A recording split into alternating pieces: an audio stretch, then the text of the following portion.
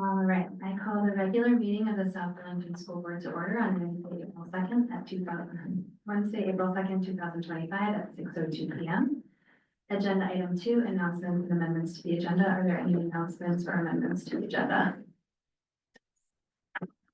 One amendment, we have a student here for our student spotlight that we didn't think we were going to be able to make happen today because of sports schedules, but we are ready to move forward with it. So I'd like to add that as item 4B, please. I would just like to remind the board that we are trying the format of during discussion, raise your hand and I'll call on you for a discussion. We also need to add real estate and a personnel matter as topics for executive session this evening. Anything else? All right, that brings us to agenda item 3, comments from the public. This is the community's opportunity to share feedback and concerns with the board. We ask that you keep your comments concise, 2 to 3 minutes, and that you refrain from using any information that would identify a specific person. Please raise your hand in the room or use the Zoom raised hand feature. We will only use the online chat to manage any tech issues. We are not able to take action on any issues brought to us during public comment. However, any board member may suggest tonight that the issue or question be added to a future agenda for discussion. We may also delegate addressing issues to our superintendent, Violet Nichols, and it is always helpful if you can email us a copy of your comments for follow-up. Is there any public comment in the room?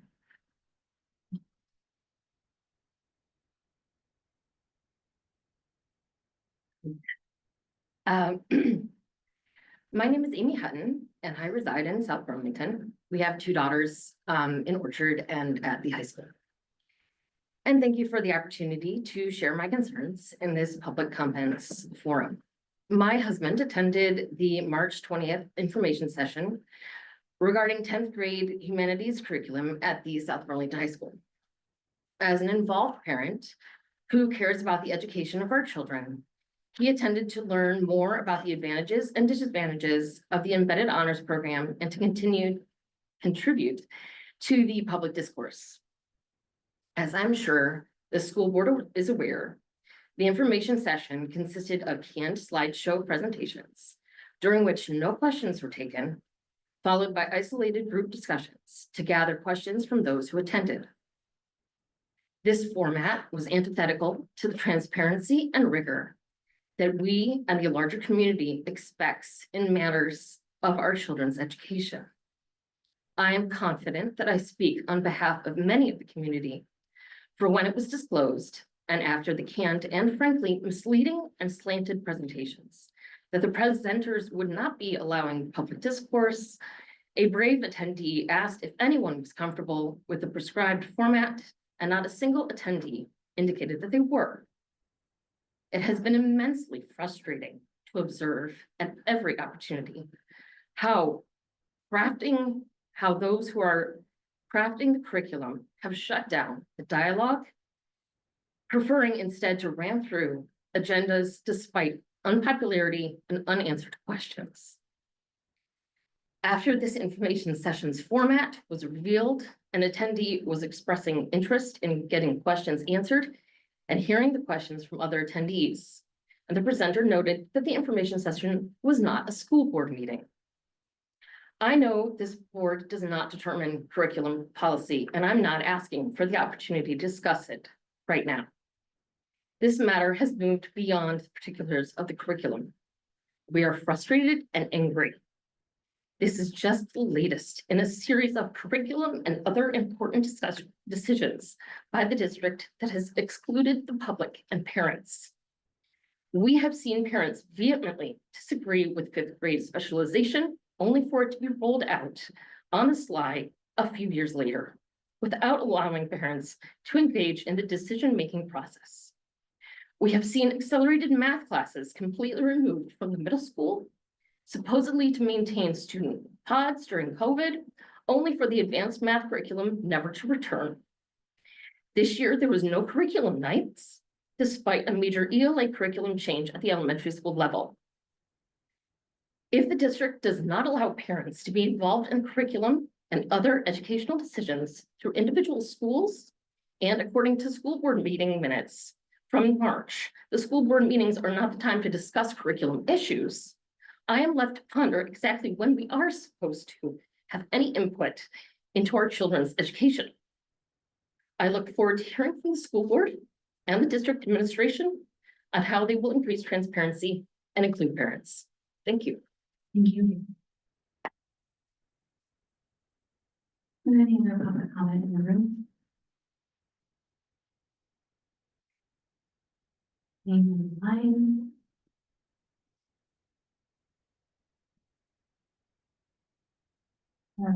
None, we'll move on to agenda item 4, focus on student learning, and first we have student representative report. South Burlington School District's Fine Arts Night for kindergarten through 12th graders is coming up. This will take place at South Burlington High School on Wednesday, April 16th from 5:30 to 8 p.m. This event will include student performances, interactive activities, and also showcase the incredible artistic achievements of all our K through 12th graders. We hope to see many community members there. FHCMS track and field registration is still open for interested middle schoolers, and registration is due by April 7th. And Gracie and I would like to remind all South Burlington School District families that tomorrow, April 3rd and Friday, April 4th are early release days at all South Burlington schools, as student teacher conferences will be held in the afternoons. Good luck to all the students participating in testing during the morning. And next Wednesday, April 9th is a TLC day, which means that middle and high school students will have a late start and elementary schoolers will have an early release. At 9 a.m., as part of professional development for SBHS staff, high school students on the student leadership team will be presenting about implementing Harkness into SBHS curriculum. We're really excited to give this announcement because it's just a great example of students using their voice to affect positive change. So we have today. Thank you. All right, up next we have our student spotlight. All right, my favorite part of all board meetings, so you've said it once, I'll say it again. The purpose of these is to really bring in some of the joys and celebrations happening in our schools. And tonight we have Gwen with us, and she is a student who participates in Unified Sports, and she's going to be talking to us about that. And she has just come from a game, so we're really lucky to have her here. Thank you so much for being here, and welcome. Thank you. Yeah, we just played CBU, unfortunately lost, but it was a great game and a great first game to start with. Everybody did a great job. So as she mentioned, my name is Gwyneth Hood and I am a senior at South Burlington. And I've had the honor of being the student representative for Unified this year, which basically just means that I am a little more of an extra support than a regular partner player on the team. And I help with more like organizational things and scheduling for the students as well. So if you're unfamiliar with Unified, it's a program that partners the high school with Special Olympics Vermont, and we connect athletes of all different physical and intellectual abilities while forming some really tight bonds. The goals are to refine skills, promote friendship, and encourage independence. There's not really an emphasis on winning, but more of a focus on improving your skills, sports related, or maybe even socially. I joined Unified in my junior year of high school, and the only thing I regret is not joining sooner. Unified never fails to put players and partners, including myself, in a fantastic mood. Students like me and all students, school days can be kind of stressful, and for our players, that can be even more evident. But getting into the gym and getting active, being with friends outside of a classroom really lights up faces and moods. And the trust and safety that you see between partners and players in a unified gym is greater than you'll see on any other sports team. If you've ever been to a unified game, you know it's a great joy to watch and definitely a joy to be a part of. We try to let them be as independent as possible without harming their safety, which means creating as many opportunities for shots, rebounds without harming their safety, maybe catching it before it hits their head or something like that.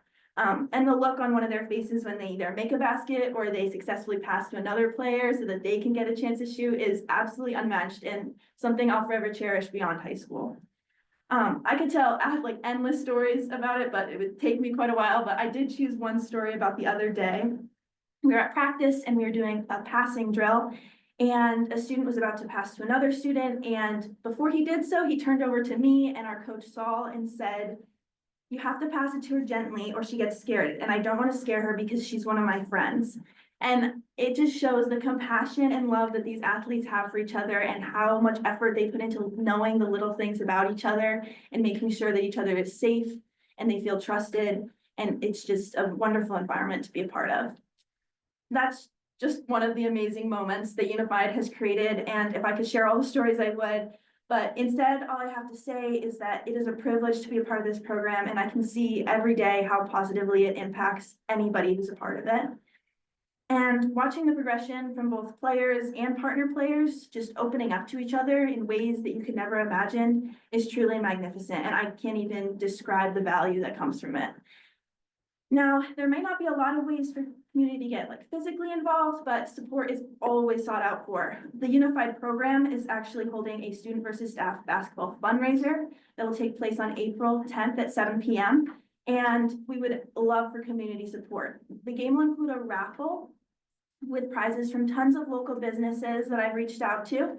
And all of the money raised from that will be donated to Special Olympics Vermont in further support of our program and programs around the state. And everyone is welcome to come and support and win. We've put a lot of work into getting these prizes, and we've got some really good ones lined up. So if you'd come and support, that would be great.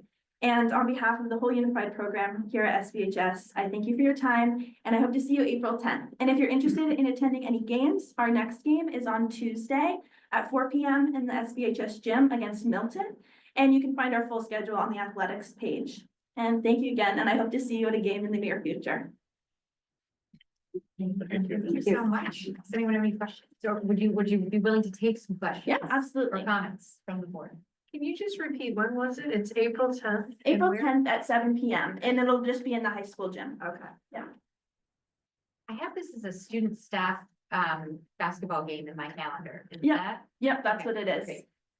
Yeah, that's our fundraiser game. And we're hoping there's a Unified game right before that, which will be right after school at 4. I'm not quite sure who it's against. And then it'll follow up with the student versus staff game. And hopefully some of our Unified players will get to stay and we'll get to give them a spotlight at halftime. But it's a long day for them, so they might be going home, but we hope that some of them will stay. James? Did you mention what sports? All the different sports you could? Yeah, so we do basketball, which is like kind of a main thing that most people are a part of. And then we also do bowling. A few years ago, they did bocce as well, but I think right now it's just bowling and basketball for this year. Thank you so much. It was really Absolutely. wonderful to hear about this and your just kindness and citizenship and enthusiasm show through. And I just am so endlessly amazed by you and all of our students who are participating. I also want to share a special thank you to Sarah Kruk, who has been so supportive in making this possible. So Yes. thank you both. Absolutely. You are welcome to stay or head out, whatever is best for you. Thank you for being here. Absolutely. Thank you. Thank you. All right, so up next we have agenda item 5, discussion items. And first we have the student representative recruitment process. So at our last meeting, I believe Emily and Jen had expressed interest in partnering with our student representatives in finding our new recruit or appointee. I'm just gonna share my screen really quick because I've prepared some like materials for you if you're still interested in this process. The process that I have been privy to, my first year on the board, the board chair and board member did it. The second year, just one board member did it. And last year was just one board member. So what I've done is I've just made this document that I hope will be helpful to you, where I have each step written out, and then I have like copy and text that you can use as a jumping off point. I really want to emphasize that you should feel free to make this your own as you're a new recruitment team, but I'm offering this to try to incentivize you to come to the process of these are the steps. Some of them you might want to revise, some of them you might want to say it's sufficient, and then I've included templates for you to use. So hopefully it could be a plug and play with you spending the majority of your time improving it and making it better, process I mean. and also freeing you up to have time to do the work. So is this something that you're ready to move forward with? Yes, I almost wrote my name in it this morning. Oh, no, I'm not supposed to put it in this document. So yes, I'm happy to. Ready to go. So, in my experience, this process starts off with the board chair initiating an email with the board members from the team, the student reps from the team, the high school principal and the superintendent, and then you'll sort of take it from there. So I'll send that tonight or tomorrow, and then we'll just hear a report from you about how the process is going. Thank you.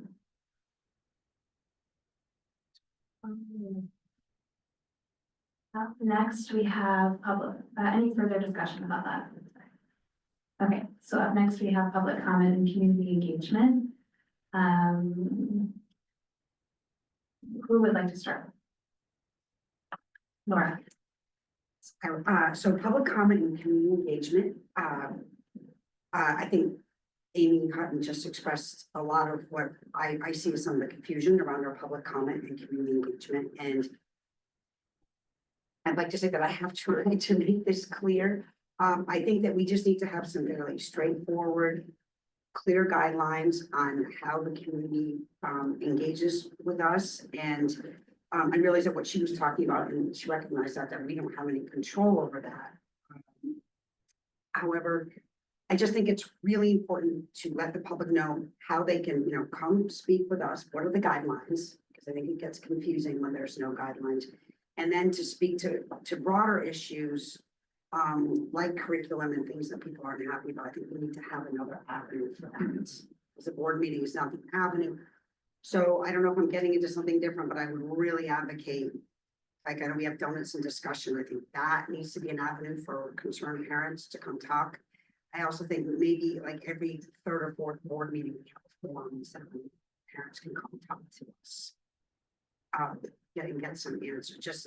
I think we need more democracy, not less, is what I think I'm saying. And the other thing is, I think in terms of public comment, just like in the first 10 minutes, just needs just a flyer, like I've tried for 2 years, something, we just need to agree on it. It's fairly straightforward. It's how a lot of boards are run. That way, when people get here, they can just read it and say, okay, well, I guess I gotta say this, it's not on the agenda, and then so that's mine.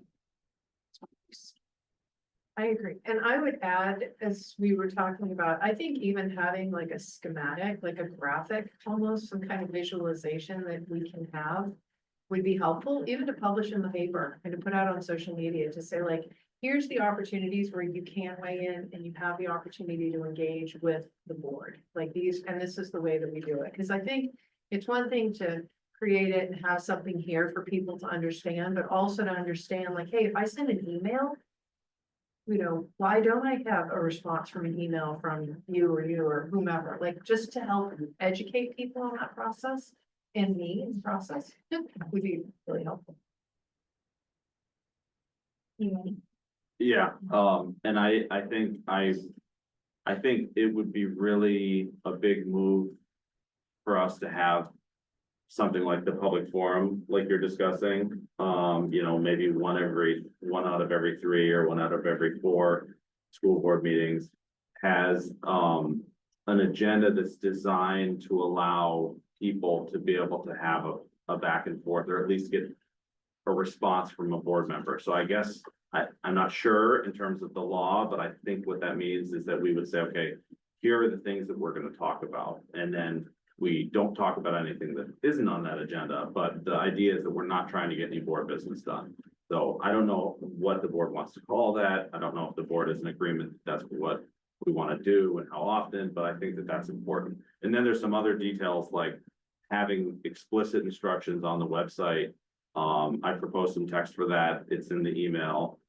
Having a little bit more explicit explanation in each agenda template that says, this is a business meeting. The purpose of business meetings is to get through our business in a timely manner. That's why we restrict public comment and generally don't allow discussion. But then we also have these public forums. So I think there's a lot to be done. But the hard piece is deciding about how often, if we want to have public forums, what we want to call them, how we can run them in accordance with open meeting law and provide that response to community that people will you know, be able to use. And, so I think that's the major, thing that remains for the board to do. So one question I have about that, I think that sounds really good. And my follow-up would be, how do we not set the expectation in the community that the board is prepared to discuss curriculum? Because we're not. So like this is a really important issue to the community. And if we say, hey, we're having a school board meeting about curriculum, and then the community is expecting to give feedback about curriculum and expecting board members to be experts in curriculum, I think that creates more inflammation and more confusion. So I love the idea of the forum. I do think that the community needs much more clear guidelines on how to have their voice heard, how their feedback is utilized, where they can provide their feedback, but also not setting up this misconception that of what the board actually does in terms of our role as community caretakers of our districts. So I'm looking at one of our counselors right now, and I'm thinking about coffee and counselors, so, I would suggest, that the board consider doing a community engagement activity that isn't a board forum for that reason. So, we do hearings and public, information sessions in board meetings at set times. But the idea to have community engagement in a casual setting where there can be discourse, which the board meeting is not designed for, I think is the goal. And I would love to have the board consider hosting community engagement sessions similar to what the council's done with coffee and counselor. And they wouldn't, it would be, you couldn't have a quorum and it wouldn't be recorded. But I think that's part of the appeal, right? I mean, we're seeing that, folks aren't necessarily comfortable coming to board meetings and being recorded. So I think it provides for increased communication between community and board. And it doesn't break any open meeting laws or get into board business. Well, I've tried to have listening sessions. I've tried twice since I've been on the board. People don't come to those. That's why I really think, in this setting, I think more people will come. I mean, we call it a forum, doesn't have to be recorded. I know. So Yeah, when it's just me sitting there, nobody wants to come talk to just me. So can I I, don't take it personally. can I ask a question, Laura, just to check my understanding? So do you think the problem is that it's not recorded and it's one board member in attendance? Yes, I do. I don't think people take it seriously. Okay, I don't think they take it seriously. So you think that people would be more likely to engage if it is the full board and not, because if it's the full board, it has to be recorded? Yeah, I do think so, and I think we could structure it in a really creative way too. Where I think people do want to be heard. I know we can't discuss curriculum. I completely understand that. But I also think like people want to know where they can go. We should be able to, want people in the right direction. Yeah, I have found donuts and discussion to be well attended. I've gone several times and there's been lots of people here. So, and that's not recorded and no quorum of the board. Seamus. Yeah, I think the question of how one could design a board meeting is a matter for, the board and our lawyer to decide what is in accordance with open meeting law. And on the point of curriculum, something in the policy governance manual is, an example situation is the board for whatever reason, discovers that pre-K is not being offered. And so what the answer in the policy governance manual says is, well, you can put it in your executive limitations that pre-K must be offered. And so I think that it would be good to educate the community on, according to our current policy governance model, what are we allowed to put into executive limitation? Like, could we put into executive limitation something around, 5th grade specialization, and I think the answer to that is not straightforward, but that is all the more reason to have a public answer about that. and to have a public explanation of, here's why we can say yes to pre-K in executive limitation according to policy governance guidelines. Here's why we can or cannot say yes to honors American studies in executive limitation. So more communication on that rather than being afraid to talk about it in public. But to go back to the first thing I said, just I think that the matter of whether to have a public forum where the full board is present, I think that's a matter of designing it with our lawyer. And if our lawyer says, no, you can't do that, well, then that's case closed. I feel like, we're probably not the only school board that's interested in something like this, and that maybe they're already implementing something that's working well. So I'm not sure, I have not researched it. I don't know if anyone else has, but I'd be really curious to research it myself or someone else volunteering and see if there's like something that we can use as a model and also make sure it's legal and, but I just love borrowing from successful examples, so. Yeah. I can speak to that. So,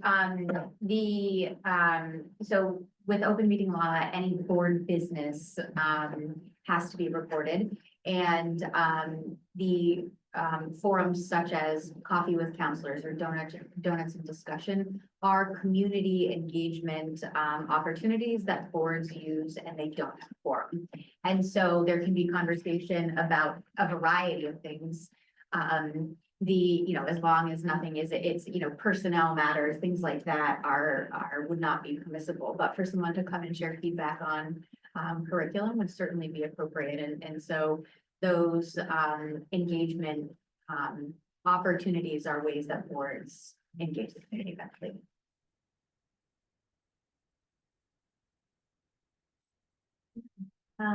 So what are our next steps here?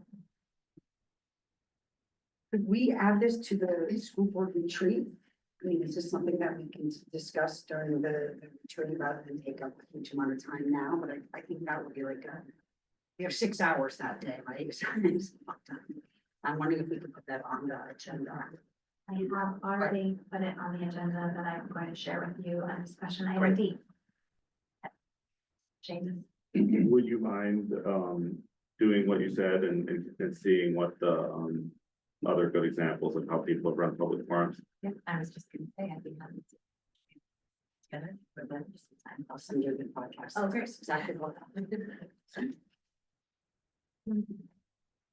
So just so I'm clear, because I think we're straying into the area and we want the board to do something. So I'm wondering if there needs to be a motion here for the board to pursue this activity. And I hear two different potential avenues of board work. One is on the public comment policy, which is distinct from what I'm hearing about public forums.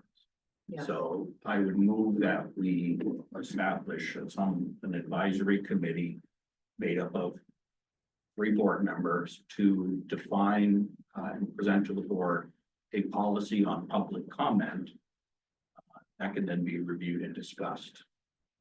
And I've done that. You should all receive that. Is there a formal motion? That's a formal motion. So we have a motion by Tim Ryan to create an advisory committee of 3 board members to recommend a public comment policy to the full board. That's my motion. I have a second. Jen seconds. Any discussion? James? I have a question. So with that, so if we form that, would Emily, for example, move forward with the public forum research separately from that? My motion is just on the public comment piece, not the forum. Got it. Okay. And I do remember your policy. And I think what I'm hearing is that there has always been inconsistency. This topic comes up over and over again.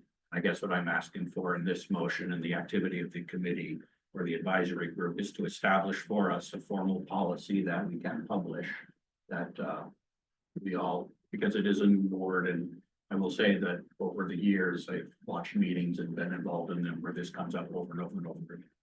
Yeah. I think we just need to establish it. And I think Laura's maybe a good starting point to look at and then take others into account and so that's. Any further discussion? All in favor, signify by saying aye. Aye, motion passes unanimously. So we are going to start an advisory committee with 3 board members to advise the whole board on public comment. Do we want to select those board members for that committee now? Yes. Yeah, it seems, I feel like I can see 3 board members who are ready to be that advisory Yeah. committee, so. I thought there might be. Yeah. So can I just have you, I don't think there's any contention here, can you just state your name if you'd like to be on the advisory committee? Jennifer Burns. Laura Williams. You want to do it or should I? Emily's gonna do public forum, right? Okay, sure. Yeah, I'd be happy to. Typically, when policies are developed, we often look at the VSBA for their model policy manual for a couple of reasons. One, they're vetted by legal, so we don't have to pay twice for it. And I just wanted to draw the distinction that this is for a policy and not a practice or a framework or a guide. Yeah, and so I don't know if I jump in here. I don't know of a VSBA policy that is around public comment. Oh, but I think there's. Go ahead. No, Yes. it is. So we've already paid all that money for Michael Healy to come and talk to us. And so that thing, the paper that I wrote up with, it's from that. The rationales from the VSBA. And they basically said the same thing that Michael Healy has said. But to be clear, it's not just a flyer or website copy, it's language that's being added to our board policies. Right, exactly. So that, the policy that's on there, that's from the VSBA. I'll take a look at it. Yeah, I hear you. Okay. Any further discussion about this at this time? Are you taking public comment on this? Not in discussion items. All right, then that brings us to our AP order training, Is it just the 2 of us? Is it just the 2 of us? and Seamus. And Seamus, okay. All right, do you want to invite someone for this? Oh, training? Yes. I'd like to welcome Tim Jarvis, Senior Director of Finance, to provide a training for the board at this time on policy governance. Excuse me, like wrapped up in that last agenda item. Moving on, accounts payable. So, Jen, you had a great question at our last board meeting on accounts payable, and I reached out to Tim, and so he's here today to provide you all with some information and, talk through any questions you all have. We want to make sure that you all understand this. We certainly don't expect you to be experts overnight on AP orders, but want to get the conversation started and give you the opportunity to ask anything important for you to understand these at this time. Welcome, Tim. Hello, thank you. I had sent over a short presentation that I hope everyone had the opportunity to review. I think I'm just going to try to share my screen here. Which didn't seem to go.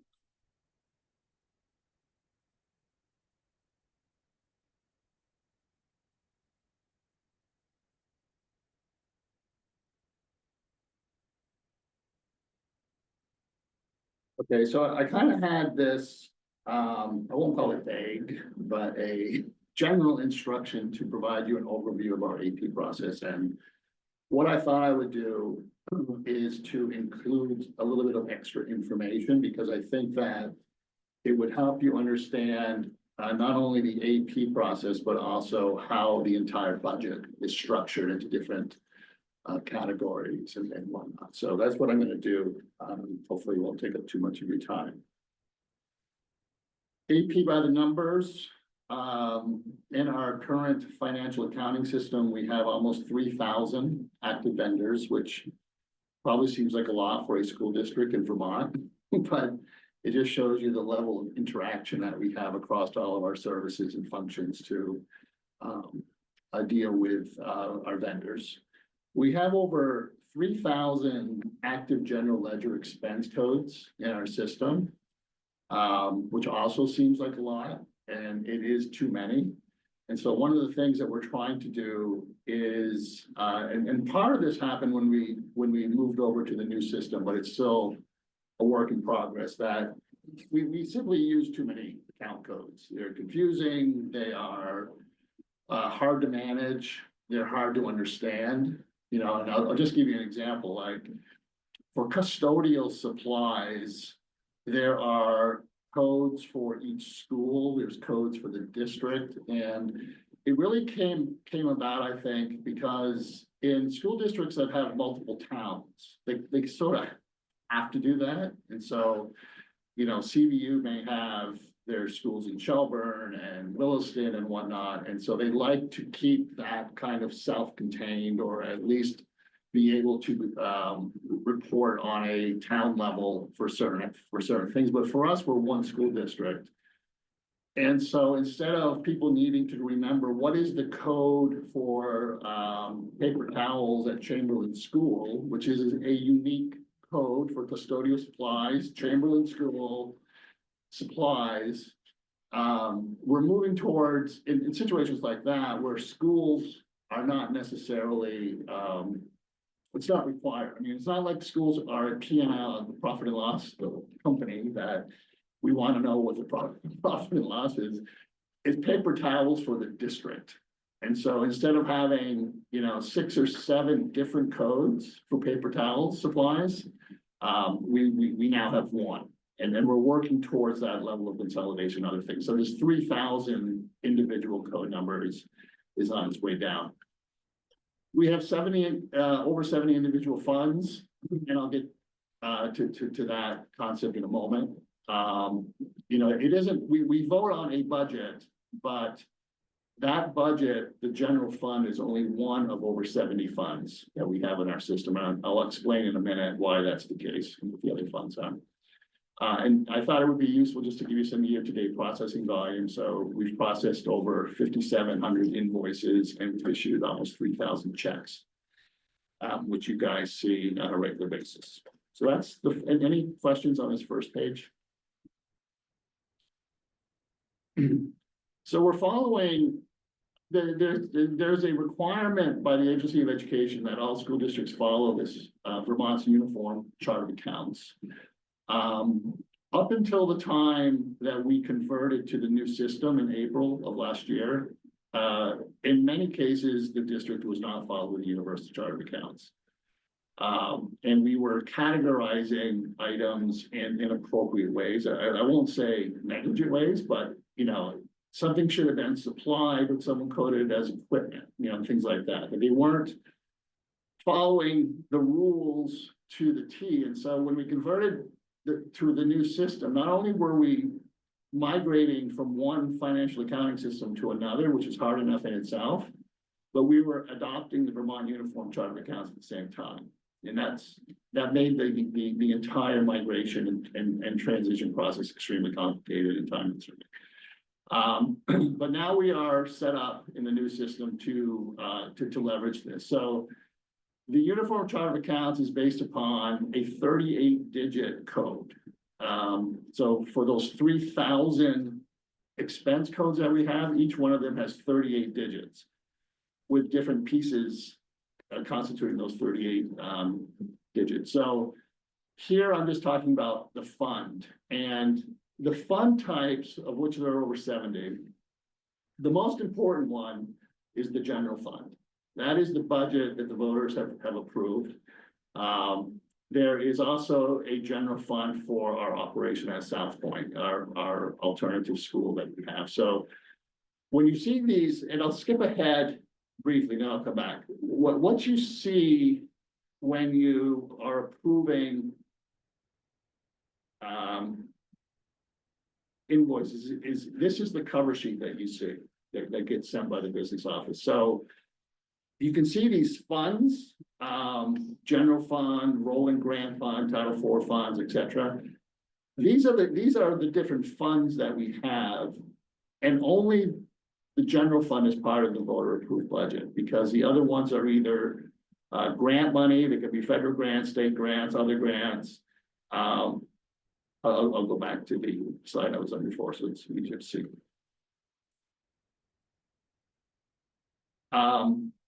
The 2,000 range are the special revenue funds, so that's where you see all the title funds and Idea B and things like that. So those special revenue funds are in their own category that starts with 2. If you see something that starts with 3 from a fund level, those are our capital project funds. So those are the voter approved bonds that we are now spending. So for example, if we're putting a roof on a school and we're using a certain vendor for that, that expense would be coded in the 3,000 range because we're using the bond money that has been approved by the voters for that particular expense. The 6,000 range are what are called enterprise funds, and these are 2 primary entities. One is nutrition services and one is the Schools Out program. These are self-contained funds, not part of the general fund, not part of our budget. They're self-sustaining entities that are part of the school district's mandate for financial controls and whatnot. They're part of our audit, but they have their own separate fund. The voter approved bond budget is not being applied to nutritional services. They're getting a lot of money from the federal government and other sources, and they sort of run their own business is the best way to look at these enterprise funds. Trust funds, we have, we had employees who were eligible to participate in a defined benefits pension plan, which is no longer the case for new employees, but there was a older program that is still which is still continuing because those people are still with us. But all of those expenses are captured in the 8,000 range. So you'll see periodically that we will be sending money to the investment manager who manages that pension fund, SEI Investments. That money also is not considered part of the voter approved budget. And then we have custodial funds in the 9,000 range, which you'll see, and largely most of these are student activity funds where there will be fundraising activities, and that money is kept in a bank account at TD Bank in a separate account. And it's considered, the school district is considered the custodian of those funds, but it's not part of our budget or anything. And it's also true for if the boosters group or the PTO or somebody like that, or an individual makes a donation, that money all goes into this 9,000 range, and any expenses associated with it will be booked against that 9,000 range as well, and not out of the general fund. Is that adequate for this? It is. Can I ask a question? Sure. So when we receive like AP statements. Yeah. Would it be covering all of these? Yeah, that's what I showed on that. We're coming up to the slide where you'll see on the cover sheet of the AP voucher, Yeah. a summary of which fund or the amount of money that's coming out of which fund. There's obviously very detailed reports that the system generates, but over time, previous boards were not, I guess, interested in seeing, what you get from us is the cover sheet and a summarized Excel sheet. The system will generate like a 57-page report, and every item will have every fund number, like the 38-digit fund number and things like that. And I think that previous boards found that that was adequate for their purposes of approving these on a consent agenda basis. But the report is there. If you want a 57-page report, it's easy. It's actually easier in some instances to give you a 57-page report because the system just generates it, and then we don't have to put it into an Excel spreadsheet or anything. The challenge is that, and one of the other reasons why we stopped using the 57-page report, I'll call it, is it had actual bank check numbers on it. And we felt that distributing that to the public, if that was going to be published on the website, let's say, is not a good practice, for people who may be attempting, some fraudulent activity against us. So that's another reason why we just provided the board with a simplified, summary. I think the only thing I would think that would be helpful is if you've got these buckets of money, what is your account? What is your value of those buckets? And then as you withdraw money from the accounts, what the balances with money balances. Yeah, I mean, money, large amounts of money pass through our accounts because what happens is that 3 times a year, we receive our net education fund money from the state. So our balance may be 500,000 one day, and then they give us $18 million one day. And that 18 million is sitting in our bank account, being invested in an overnight sweep with the bank. So we're generating quite a bit of interest off it, but it's not, it's not really, I'm not sure how useful that would be, Right, because yeah. there's so much in and out flowing of funds. You know, we always could do that. But I'm not sure. You tell me if that's I worthwhile. think the intent would be like accounting, but it wouldn't be like balancing our checkbook. Yeah, This right, would no. not It doesn't- give you what you're trying to get Different there. scale. Yeah, the audit, so the audit's just been finalized and like, we'll get into those pieces there. And I think the audit is really meant to show you that work to ensure that checks and balances. Yeah, so we finalized or the auditors, I should say, finalized the audit and we validated it. You'll be getting that within days because it's gonna be on the next board agenda to review for fiscal year 24. Got a question. I mean, if we're approving the cover sheet, so is that how you refer to it as? Yes. And we're not seeing that 57-page report. It's on us that we've approved those funds, but is there somebody whose name goes on the bottom of that 57-page that, God forbid, there was an issue, since it isn't So, effective for us to go through a 57-page report here.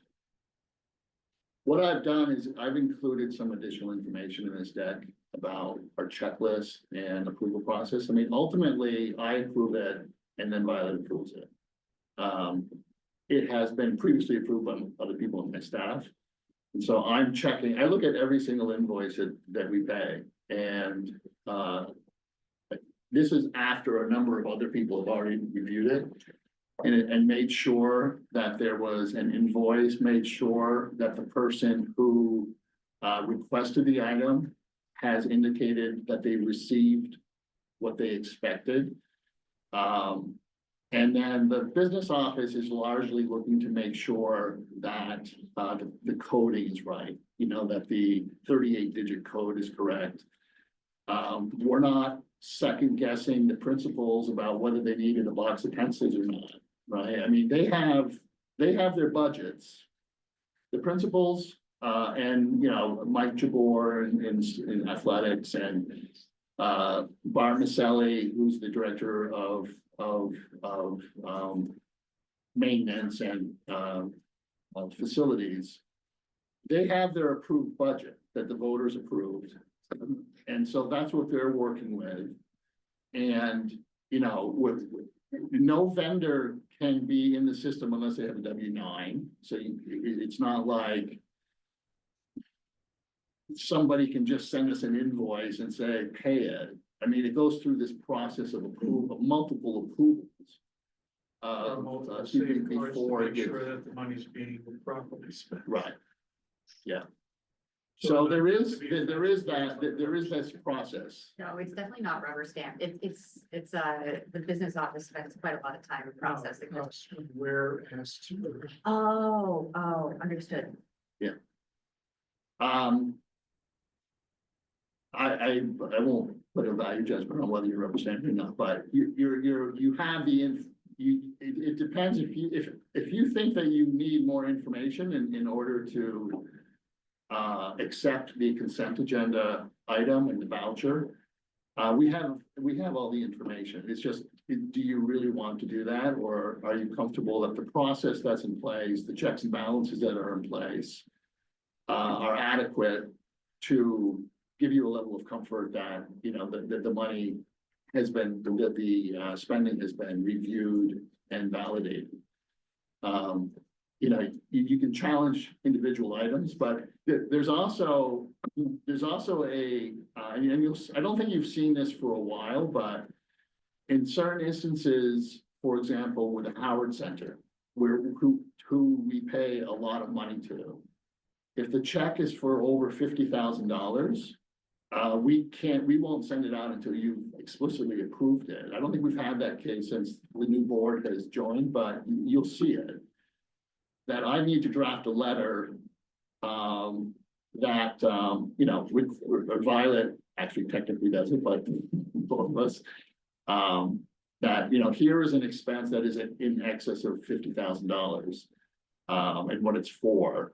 And that the board has to explicitly approve that. It's not part of the, you know, it's included in the voucher, but there's a supplemental step of having the board, and I think every board member has to sign it, you know, and approve it, that they're comfortable that paying, you know, this $75,000 or whatever to the Howard Center is appropriate. Well, that's what I remember. It was one of my first meetings where we asked to sign something. An approval of a large amount of funds, it was 50,000. Where it comes to the board Yes. or more. And there was a process where a bid would go out and you would try and get multiple, or contract would go out, you would try and get multiple bids. Well, there's two different things. So there's the Vermont open bid law. Which requires us to solicit 3 or more bids for anything over $40,000. That's usually in the construction area, like, and you'll be seeing a ton of these in the forthcoming weeks, because right now there's a lot of bids out for this work we're gonna be doing this summer. So roofing, paving, HVAC. You know, if any of those things are over $40,000, then the board has to approve it through Vermont state law. I think the 50,000 thing is a legacy South Burlington School District practice. And it's for only certain types. So let's say that there's a large project. Like the ZEMS, which costs, you know, over $6 million. The board would have approved the contract for the ZEMS before the building actual construction even started. So there were a lot of invoices, as you can imagine, associated, although most of them were to DEW, which was the general contractor of the project, but there were, you know, a number of items that were that needed approval. But because they were part of this project that had already been approved, and the general contractor was responsible for running the bidding process for all of the individual pieces that were necessary to build those zero energy modulars. The board wasn't approving every single invoice because it was a pre-approved project. Well, if I remember with that, the original bid was nowhere near 6 million, and then it went up to 6 million. That's not the discussion topic, though, like, the point Well, of, I was just trying to get a handle on, and, you know, Tim brought it up about this project and how, and what I don't wanna get into old business, but I remember that was nowhere near 6, and then it was up to 6, so. Yeah, I mean, I wasn't here then, but, you're right, that there was, a new bond that it was when I first got here in November, and it was that year's budget. I think it was the fiscal year 23 budget. That the voters, or 24, the voters actually approved a a $6 million bond for the Sounds. 14 million. It was 14.5 million in March of 23. Yeah. And it was for, the ZEMS was part of that. The initial cost did go up. There were issues that came up in development, things like flooding and having to dig out, more time, different materials, things like that. So the costs changed. We are recouping about 92% of those. It was actually just under 6 million in the end, but impact fees will pay for 92% of those. So just for clarity, and those have been coming in ahead of pace.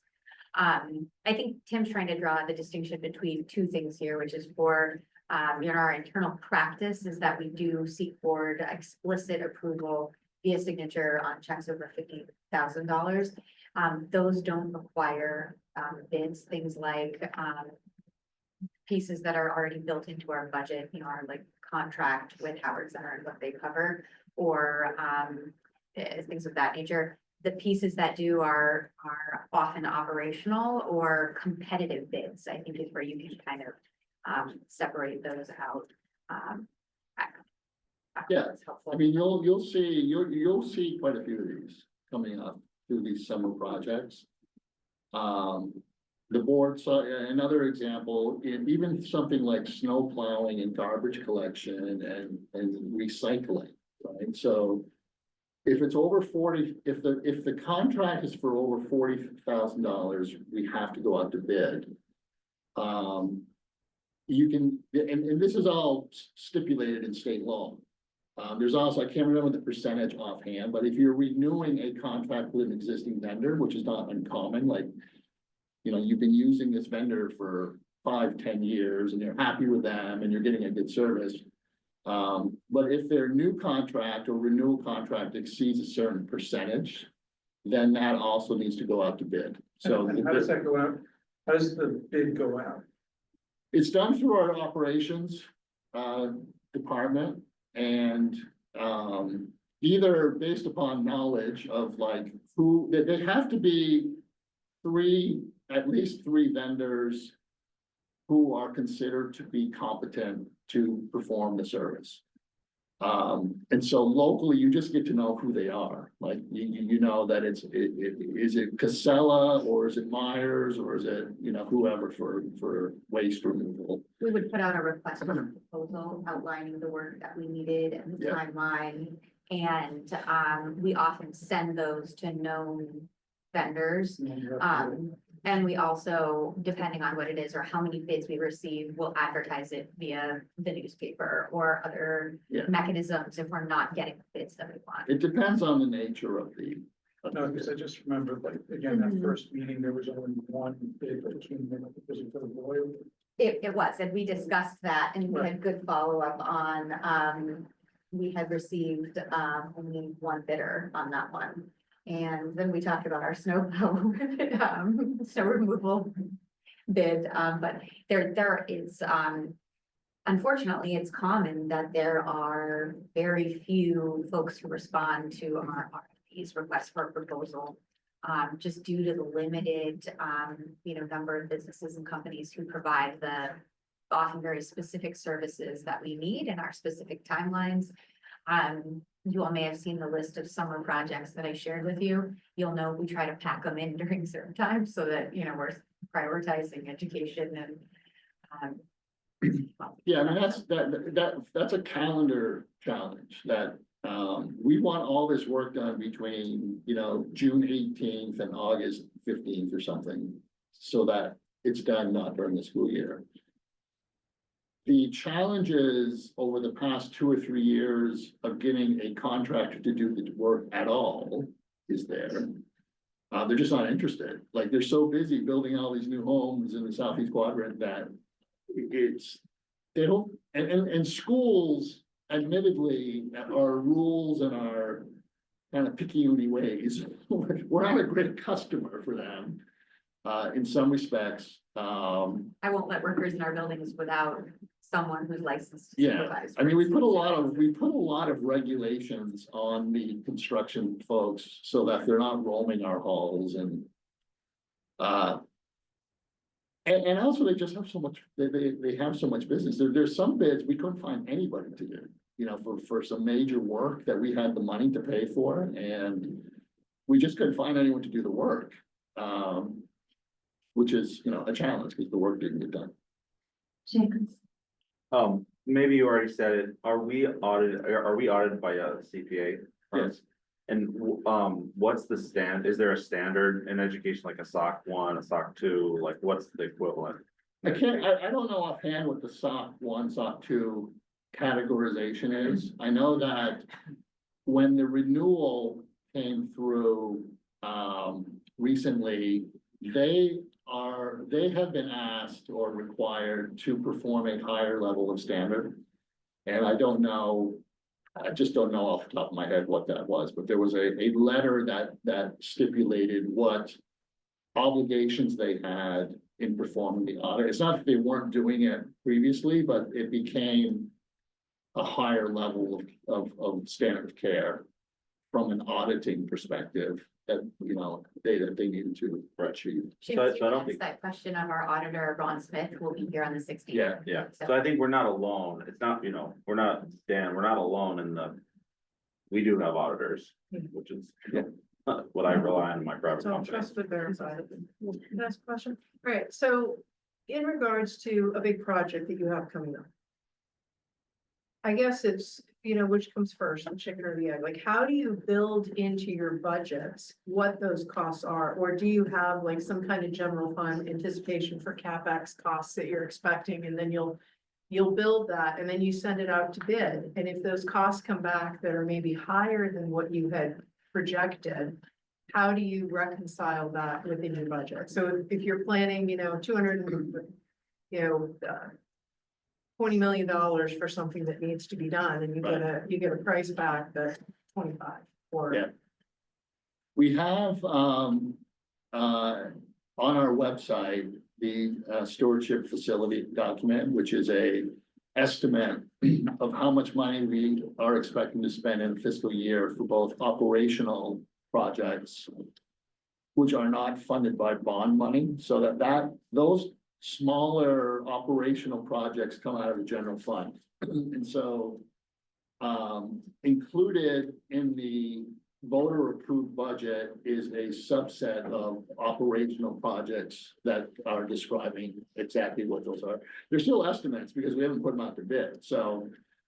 That plan with the board, I wonder if, you know, I think with the scope of this has expanded a bit, and I wonder if we take this back to AP specifically, and then we can certainly provide more training on bidding or the stewardship plan. I'll share the stewardship plan with the board. I've got it in front of me. But let's go back to AP training specifically. Yeah.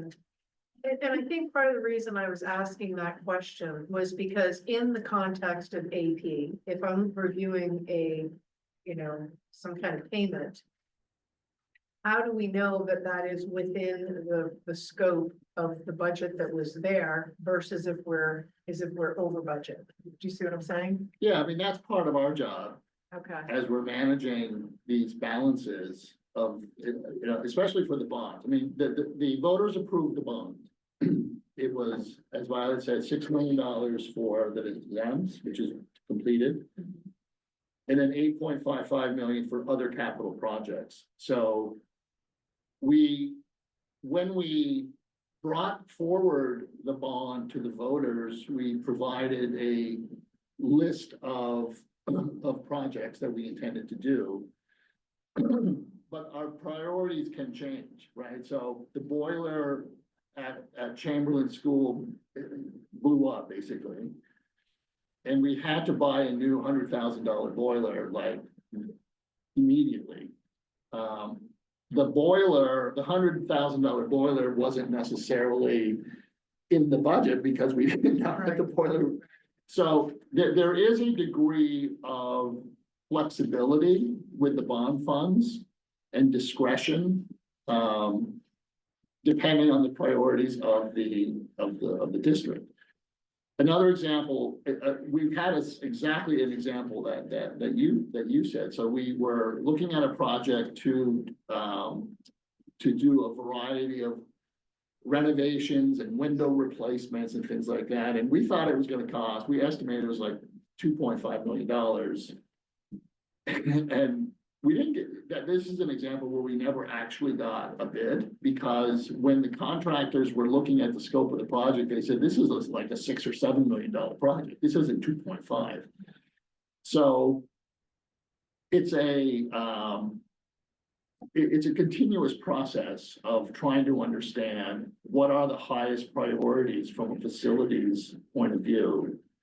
And tracking, you know, how much money do we have left in the bond funds to prioritize those projects. So I guess the kind of the follow-up closure comment that I would have regarding this is it sounds like, you know, you've got the finance group that's reviewing everything and providing the ledgers, and here's the detail.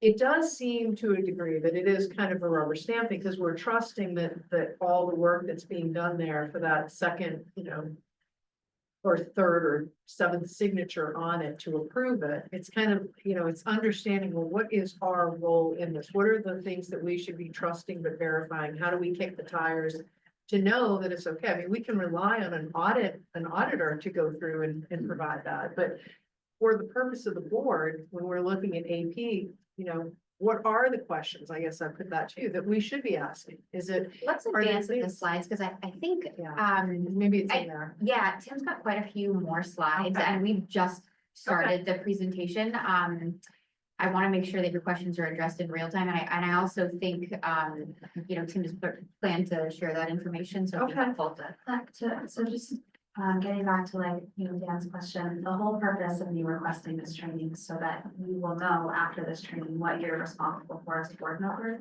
and if you have concerns, what you should do about it. Right, Like, that's- perfect. That's the Yep. goal. Okay. This next slide is really not that critical to spend time on. These are different components of that 38-digit code.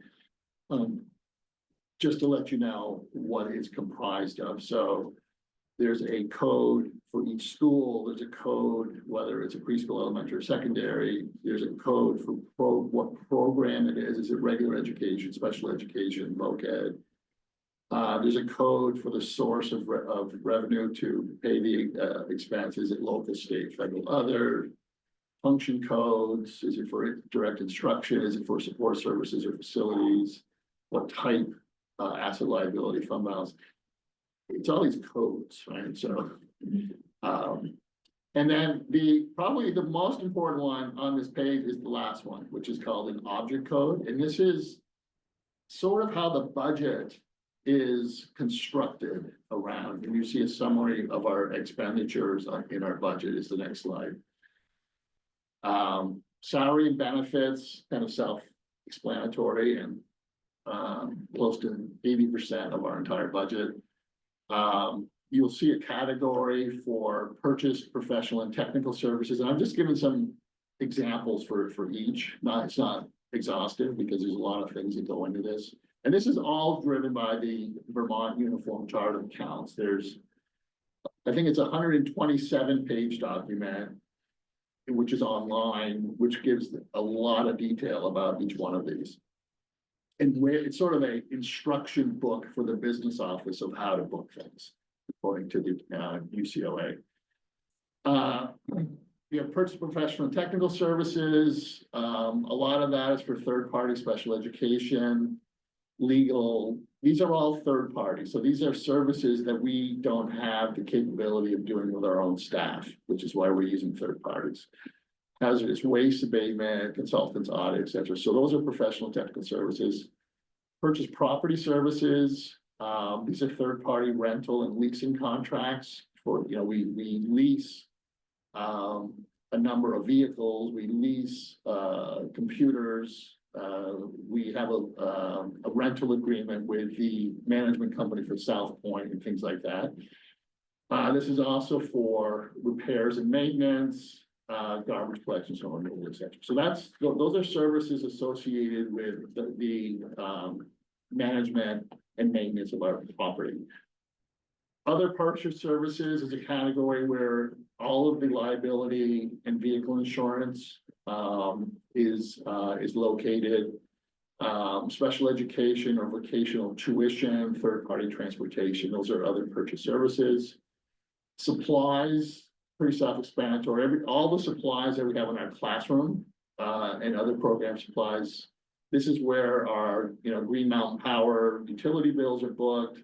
This is where our software licenses are booked, under the supplies category. Then there's a property category where the actual buses and vehicles that we own are booked. Machinery, equipment, furniture, etc. And then debt service is where we book the interest that we're paying on our bond obligations.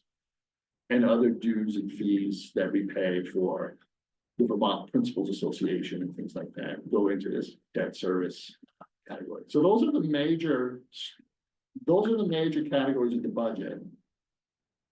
And they each have their own set of codes that we would put for expenses associated with each of them. Any questions on these?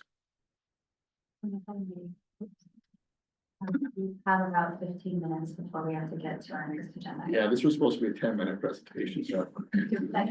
Sorry.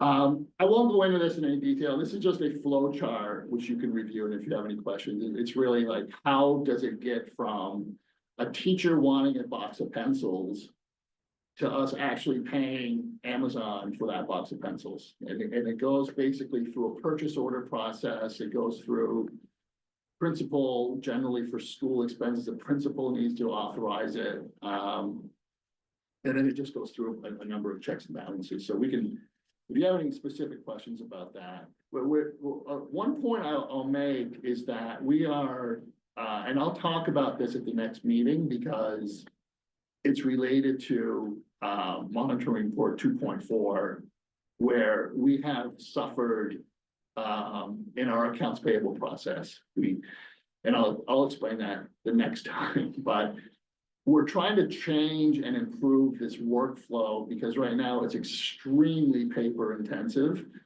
And it doesn't need to be with the new platform that we have. I mean, we'll be able to, a teacher will be able to request a purchase order, a principal will do it electronically, it'll come to the business office, we will create the purchase order. We will have in the system a copy of the invoice, a copy of the purchase order, and everything will be on a screen and people are just putting approval buttons. Right now, it is a nightmare. It is, stacks and stacks of paper and chasing people. Is this okay to pay? Is this okay to pay? And it's paper and emails going all over the place. We want to completely streamline that, and the new technology allows us to do it.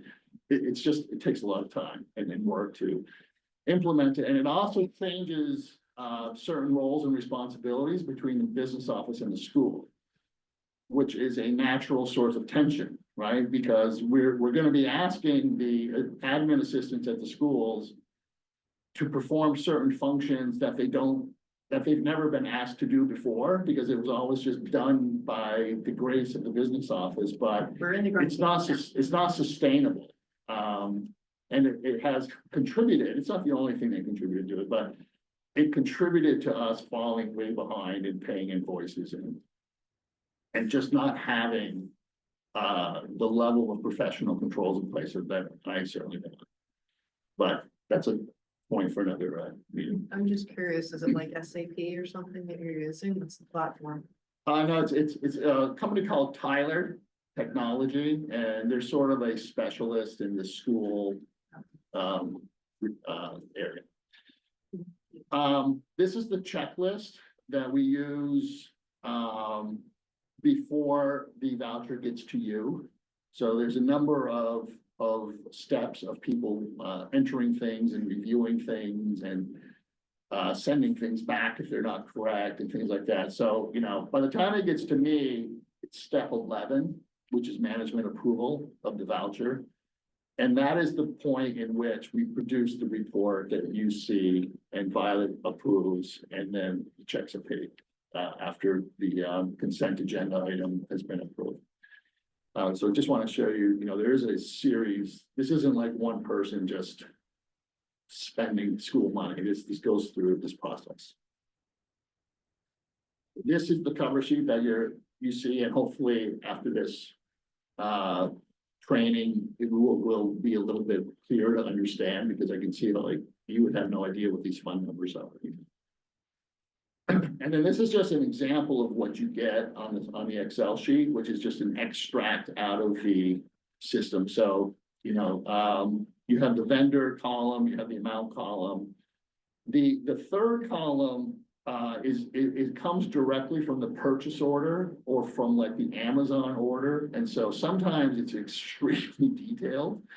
Where they've listed like, I need 6 pencils and 4 pens and 3 reams of paper and like, but this is just straight from the system.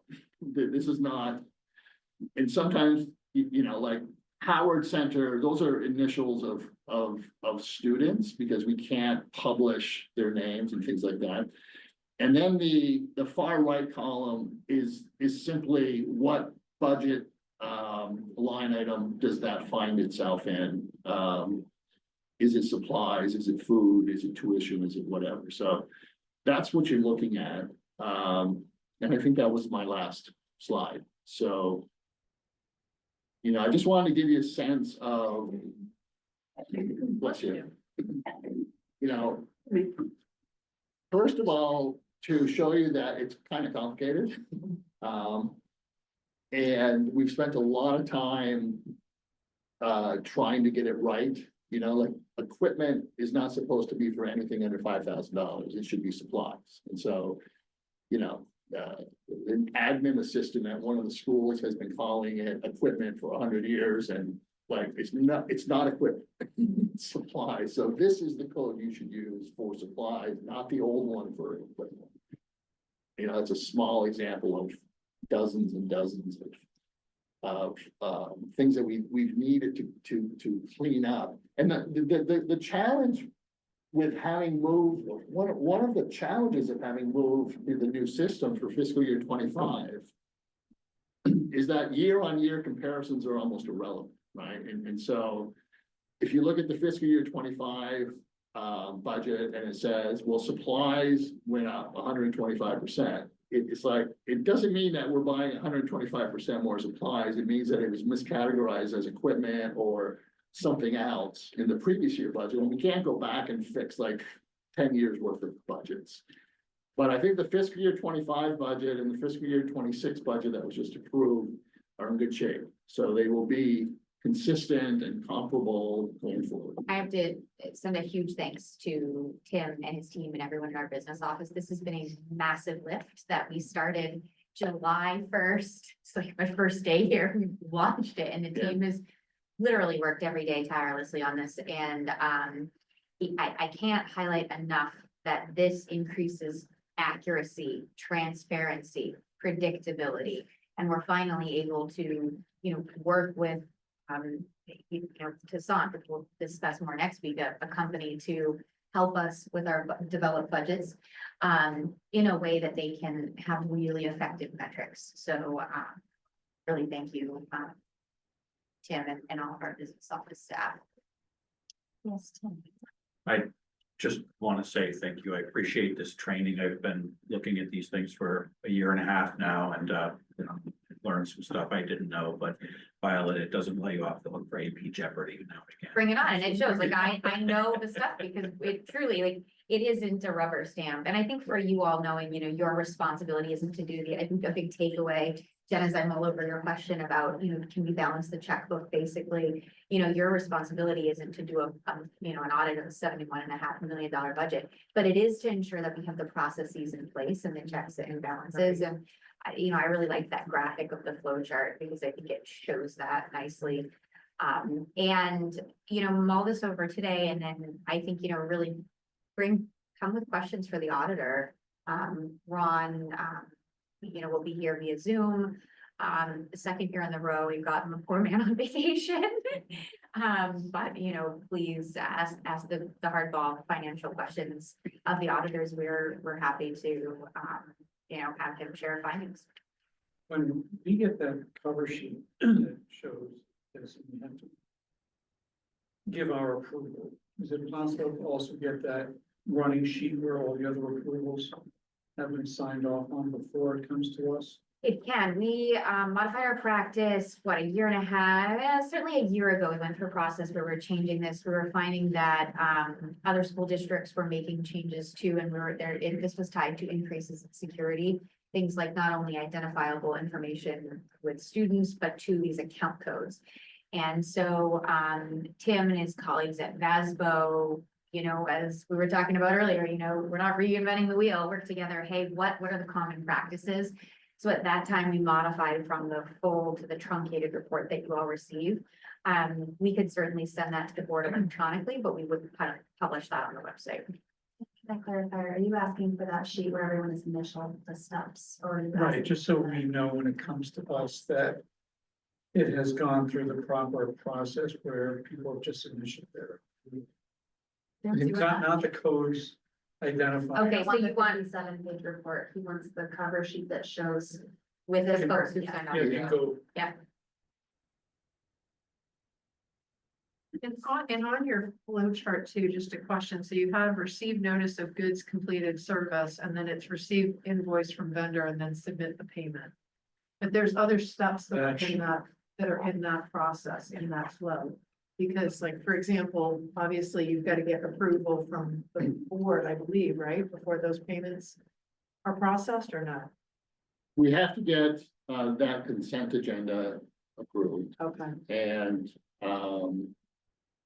we need your, like I said earlier, we need, and there's an explicit separate process for the checks over $2,000, like to the Howard Center. That you will need to, like, I think put your signature on.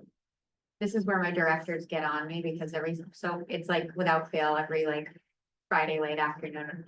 You know, it's like, hey Violet, can we add this check? So-and-so needs to get paid, blah, blah. And I'm like, nope, we can't. So we definitely hold those, it's sometimes when there are long periods of times without board meetings. So this is like the sole purpose of our July board meeting is one, approval of hires, big one, but two, orders. I'm just, Yep, we are, definitely do that. Tim, you've noted that Sheet right there.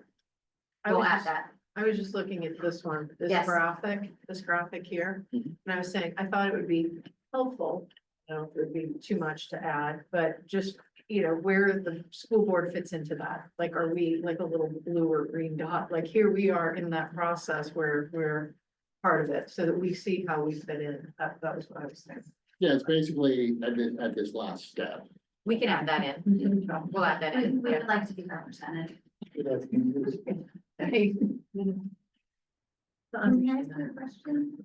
The paper that you were talking about wanting to see without sign offs, is that for just is that for every single line of this? No, No, okay, it's for the voucher as a whole. for the whole, like. I mean, chunk what with you that. see, if you get a if you get a voucher, the summarized voucher that has, let's say, 3 pages of Excel lines, that's a stack of paper like this. And what this is attesting to is that the order has, like, we do approve every single step. Like, I won't put my signature on this sheet unless I've actually looked at every single one of those invoices. I'm trusting, and we also don't want 4 people to do the same thing, right? Because that's not necessary, and we would need more people. So it's more to do with, is this process being followed? And, you know, the business manager, April, who is extremely qualified and experienced in this, she finds a lot of things that need to be fixed, you know, the job of the accounts payable specialist. It's not any, it's, in some respects, it's an easy job if you're diligent and organized. But if April finds that something is inappropriate, like it says, educational services, but it's the invoice for garbage disposal. We'll catch it through this process. And recode it. And then it'll, like, you'll see what the correction. It's corrections made by, you're reviewing it, you're correcting it, you're reviewing the corrections. And so by the time it gets to me, I'm really just checking for reasonableness. You know, like, did they really have to spend, like, did they spend this much money on this thing? Like, that seems like someone should think about that, right? Without taking the budgetary discretion away from the principals. Or the facilities director, but, you know, it's just one last senior management check. Yeah. After it has been checked, One of you this, know, in a number of cycles. every line, I was like, and we had a No. lot of these things. No, I mean, there's hundreds and hundreds. Yeah. Again, we don't expect you to be CPAs. All right, any last questions or comments for Tim before we, or Violet, before we move on? Thank you so much. Okay, thanks. Thank you, Tim. Thanks. Thank you. So will you just pop in that board, role and then I can Got it. resend these out to the board? Yeah. Thank you. All right, so up next we have a retreat. And I have a proposed, school board retreat planning. I have a proposed agenda for us, and let's review that now. Everybody see this? I did not share it so that we wouldn't have any commenting and changing. So we have our date, Friday, May 2nd, and we have 9 AM to 3 PM confirmed. I have decided on behalf of the board that it's important that we do it here because we can't afford to rent another place offsite. And also, I think that our whole retreat needs to be recorded and warned. And so we're already set up for all the tech of that here. But perhaps we consider changing the orientation of the tables or doing something to make it feel less like a board meeting and more retreat. So what I'm proposing is when we arrive, we have like a welcome, and just like branding notes. And then I've scheduled 15 minutes for a team building game, and we have a board member who has volunteered to develop some team building games for us. And the idea here is some work before lunch and some work after lunch, and the work before and after lunch has team building games interspersed so that it's not just 3 hours of discussion and work. It's some work and then an opportunity to connect and gel better as a team. And so then I'm proposing 40 minutes to discuss a communication plan, board member roles. This could also be like public forum development, that kind of topic, that sort of framing that as a team, we're trying to establish how we would like the board to operate. And then another 20 minutes for a team building game, and then about an hour and 40 minutes to read and review our 1.0 and 2.0 policies and have high level discussion about it. And then I thought from 12 to 1, we could have a potluck lunch. We could have board members bring sourdough bread or cookies or soup or some food that is meaningful to you. And then in the afternoon, after lunch, we would start with another team building game. Then we have an hour and 10 minutes for the 3.0 and 4.0 policies, another team building game, and then closing remarks, feedback, summary next month. So this is my attempt to draft an agenda that I hope addresses everything that everyone has asked for and what we're hoping to get out of a retreat. And now at this time, to organize discussion around feedback for this draft. Yes, Seamus. In the agenda, can you put what 1.0 and 2.0 and 3.0 and 4.0 are?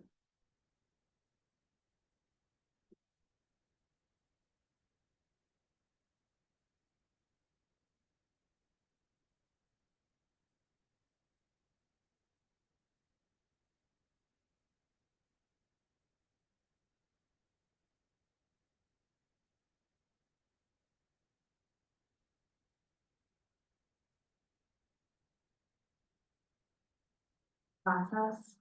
I don't remember the official governance. Yeah. I know it's governing, I just don't remember exactly. Governance process. Okay, great. Yes, Laura. We're not gonna record ourselves eating, are we? No, okay, so I have thought about this.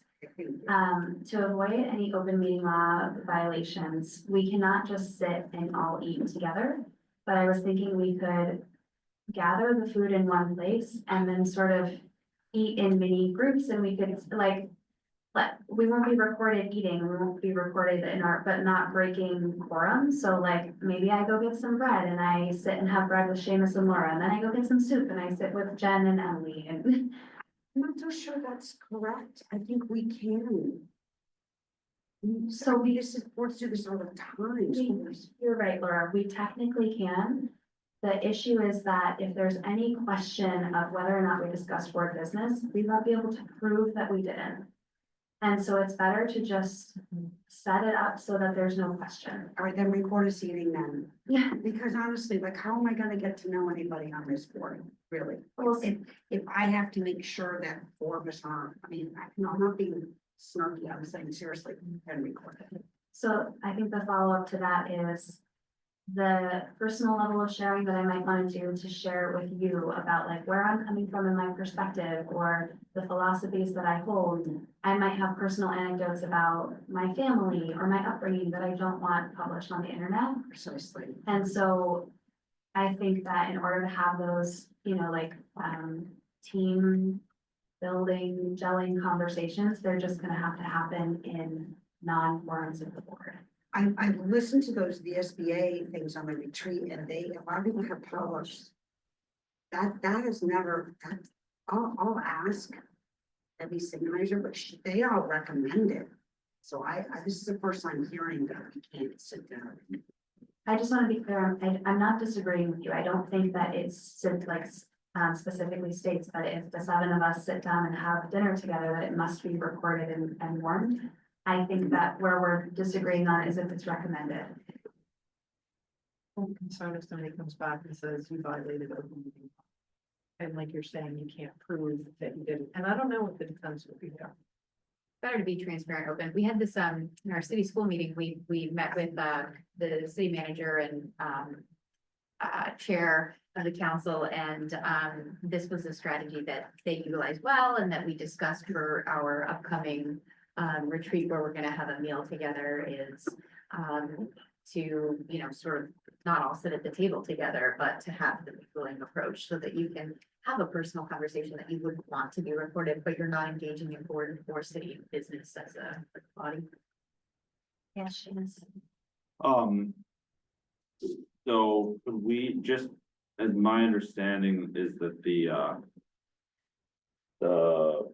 open meeting law has a specific carve out for social gatherings. And so I'd like to hear the lawyer's opinion about how one uses that. Sure, I'm happy to ask that question again, direct. I think that the legal guidance to some extent will depend on the lawyer and their experience.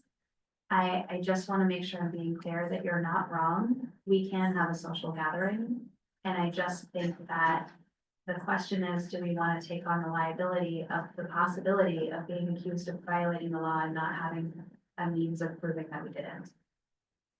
I think isn't it referred to as chilling effect? When a law or a practice leads to, you know, the reduction of some kind of discourse. And I think that anyway, that's why I want to ask the lawyer, is because they put it in the law for a reason. And so like there is presumably maybe there's some case law that says, well, you know, so I think it's reasonable. I agree, it's a very hard decision to make, I think with both sides. But I guess it makes me think of when I recuse myself, because I have a sister who is a teacher, and so I recuse myself, and even though I might think, I think I actually didn't necessarily have to, but there would be a perceived notion that maybe I am violating that, and it's unfortunate that we feel this way, that even it could be perceived by people that we would be violating the law possibly. But I think Aaron on side questions really go at this point. But I would love to come to a place in the future where we can feel that way. With transparency, this board for years to come. I was just gonna add this. I've been on board for a year and a half, like I said before, and it's really easy to unintentionally stray into what is board policy or what is a board discussion, so I am guilty of it, and I appreciate my other board, my fellow board people who are often like, oh, wait, stop. It's just really easy to do, especially if you're very conversational. So I agree, it'd be great if we could all meet together in one big happy, circle, but, as one who has strayed, I would rather be in a position where I know that's not going to be an issue. Seamus? One possibility would be that we just warn lunch as continuing discussion of the, like, and, 1.0 ends, for example. I'm not saying that that's the right thing to do from us. I mean, I think if the assumption is that we both need to talk about business and we also need to gel as like a social group, I don't and especially since you built in some team building stuff, which I think is awesome. I think that that we can probably also get to know each other just by talking about business. In a more, when we just have more time, and it's, if we've got 2 hours for ends, and normally we would only have 15 minutes for ends. I don't think it's necessarily bad if we talk about business during lunch. I mean, and especially if it's worn and we end up not talking about business. It's not like we're gonna get dinged for, oh, well, you guys said you were gonna talk about ends, but then 15 minutes you talked about golf. I guess the chilling effect maybe that still would be present is sometimes as board members, we have to present our personal opinion on an issue, and we think about it before a board meeting and think about how we want to present that issue to the community. And like, I think sometimes my philosophy or my personal opinions or my values or the way that I've come to craft my opinion on something, you're not seeing all of that. You're just seeing what I've brought to share for a short discussion. And it's easy to develop these assumptions about, what we've done, especially as we work to build consensus as a team. It could be easy to start to build these assumptions about what our fellow board members think. And the nice thing about getting to know each other is understanding how you came to think that, or what experiences you have to share that really are valuable parts of the conversation. But again, those parts of the experiences might not be something we're willing to share have published on the internet in perpetuity. And so I think it's a part of building a cohesive team that gels is to understand where each board member is coming from and not building these assumptions that just start to get everything going sideways. So how do we do that?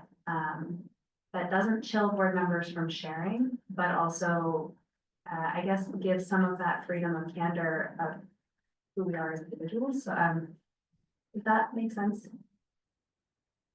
Yeah. Laura? So I just want to state for the record that, I mean, I'm gonna go along with this. I don't agree with it. Social gatherings are specifically exempt. I think it's gonna be incredibly awkward to avoid Jen and Seamus and Tim. I've just never heard of this before, so, but I will go along with the group, and I just wanted to state that.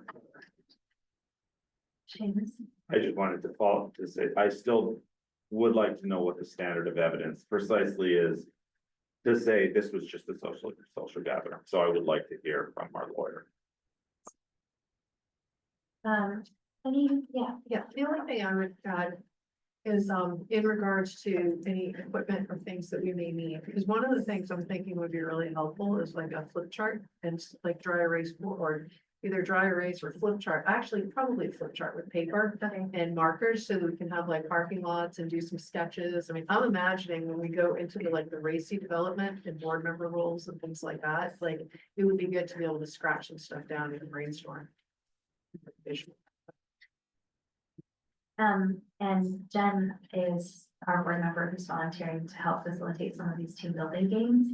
And I did specifically ask, like, they're not going to be icebreakers where you're gonna be asked to share really personal details. And I think like people will be able to see us doing them, but we're not gonna set them up with the point of them being videoed, because some of them are kind of like throwing a tennis ball or, okay, sorry, I won't spoil it, Save but, us from- they're not like 3 things from your childhood or two truths to the lie, you know. Does the ropes course fit in here? I just wanted to put Racy on this. That was Jen's. Or I feel like I'm at work. Sorry. That's okay. In band charts. Right. Honestly, I don't miss an acronym too often, and I'm gonna have to Google RACI, so I was like, Responsible, accountable, consultant, and informed. I don't have that in education, this is great. Yeah. So can we just start, any feedback or changes to the way I've organized the day? Yes, My only, I mean, if there is a chance that public lunch could precisely be covered under, chapter 5, 310, 5C. Yeah, it is. I know, but I think their concern is just to have what is the standard of evidence that we need to provide? And then like Tim's concern around like, well, how can I avoid going into it? If there's a clear answer from the lawyer that says, this, and the lawyer may come back and say, this is an impractical thing to follow. But, if we hear it from our lawyer, I think that's the highest source. I reached out to the VSBA on this, and they said exactly what we discussed, and they said, we recommend you consult your lawyer. I just shot you that email. Yeah, no, it Yeah. does say that, but I want the same thing you do. I just want our lawyers to resolve it for us. yeah, I think. Yeah. So it looks good. okay, the other thing I was just thinking about is because we've allotted so much time to read through our policies and have high level discussion, that might be a natural opportunity to start to learn about each other's perspectives, values, opinions on like, education, public education and oversight management of the district. I just recognize that this will be an opportunity to say like, well, when I was in school, this is a personal anecdote that, so, but there is I've left robust time for discussion, questions, thoughtfulness around our policies. And I just ask, since this is gonna be a public meeting, I assume we'll have opportunity for public comment at the start. Will be a typical agenda, but I assume you want to take public comment throughout the. Do we have to take public comment on the retreat? Yeah, so when we've done this in the past, and of course, open meeting law has changed, but what we do is we open a regular board meeting. And in the past, we have gone into executive session for sometimes trainings. But if you're doing this specifically as a retreat, it's a board meeting, and I would recommend taking public comments in the beginning, but not, during or throughout. And you would still have a motion to, open and adjourn. So I'll add, what do we think is a reasonable amount of time for public comment on a retreat day? Shane's, Could you use the standard amount, 10 minutes, because it's not a public forum or? just plan this down to the minute, but yes, I will, keep that.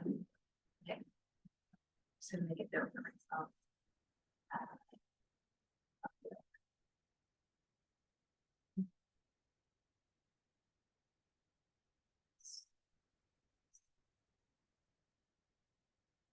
Okay, any other feedback, comments, questions? I tried to hear what each board member thought would make a successful retreat, and specifically tried to ask the question when we finish the retreat on this day, how will I know that you felt it was a success and a good use of time? And that is what I used to build this, so hopefully it's a great retreat. Thank you. Yeah.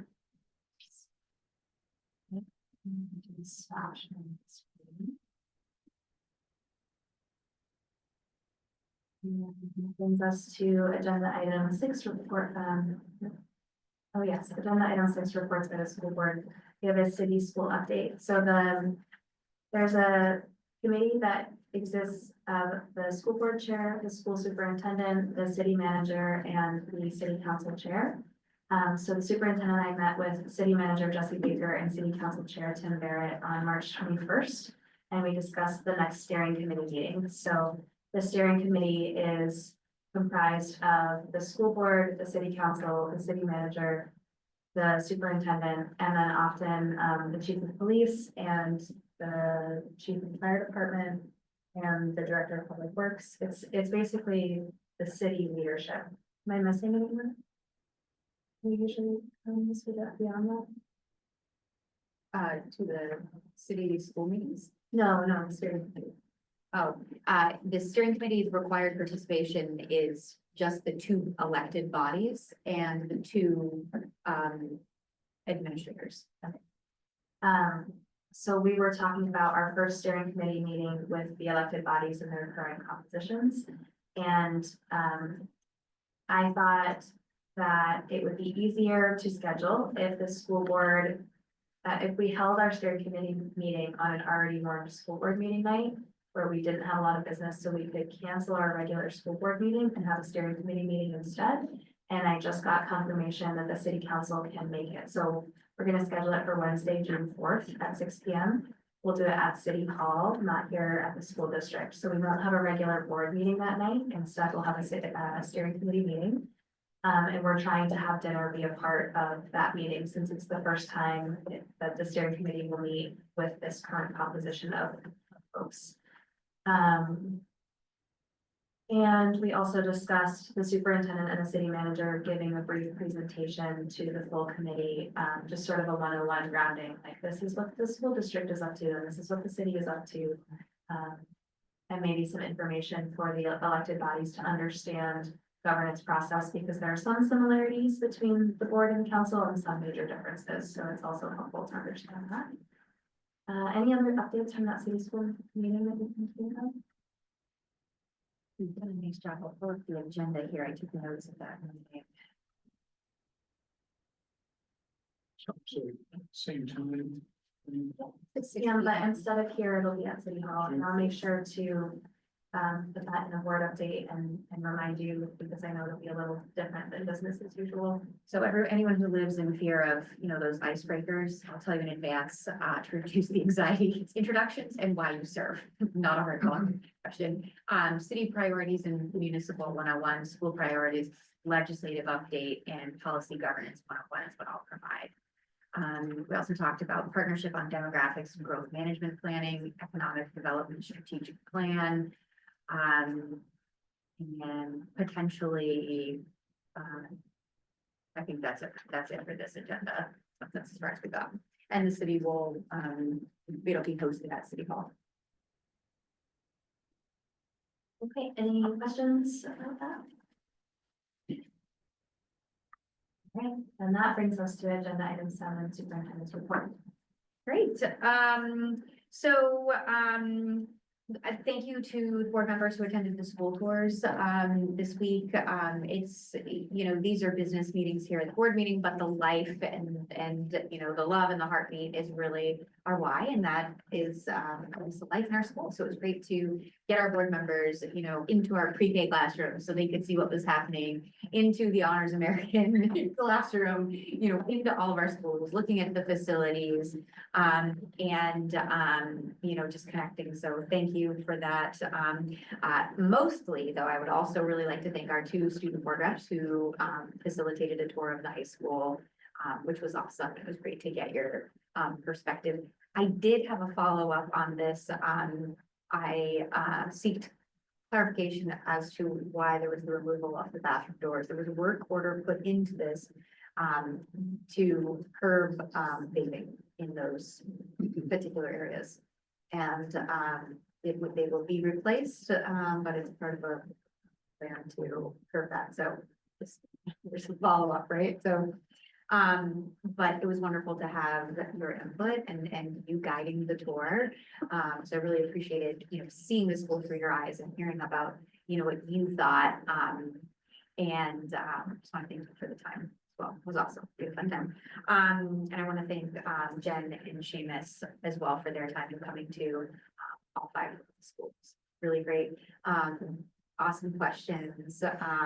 Staff was like, a hardball question. I'm like, no, it was like, you know, reframing. I was like, no, it's like, knock your heels together. What do you want? Jen asked the question, you know, like, what do you need to improve, your school essentially? And so it was really great to hear the different answers. Folks, I appreciated, all the insights we garnered. Always great to see teachers and staff and students. So thank you all. We had a wonderful Zoom meeting on Monday with our 2 student reps. Our Tim Jarvis, our senior finance director, myself, CV, and then the same group on the CVSD side, talking about integrating student voice as we continue to move forward with all of the iterations of the changes to the future of public education, what that looks like. So I appreciate you all joining that Zoom. It was timely too, because it was off the back of the testimony that Gracie provided, which was the day after I met with legislators and Vermont Superintendents Association and the Secretary of Ed. Bless you. Talking about proposed changes, you know, lots of different updates. I did provide the board some legislative updates. I encourage you to dig through those. You know, if you see anything and you have any questions, I'm happy to speak to those. But I won't do a full legislative report right now.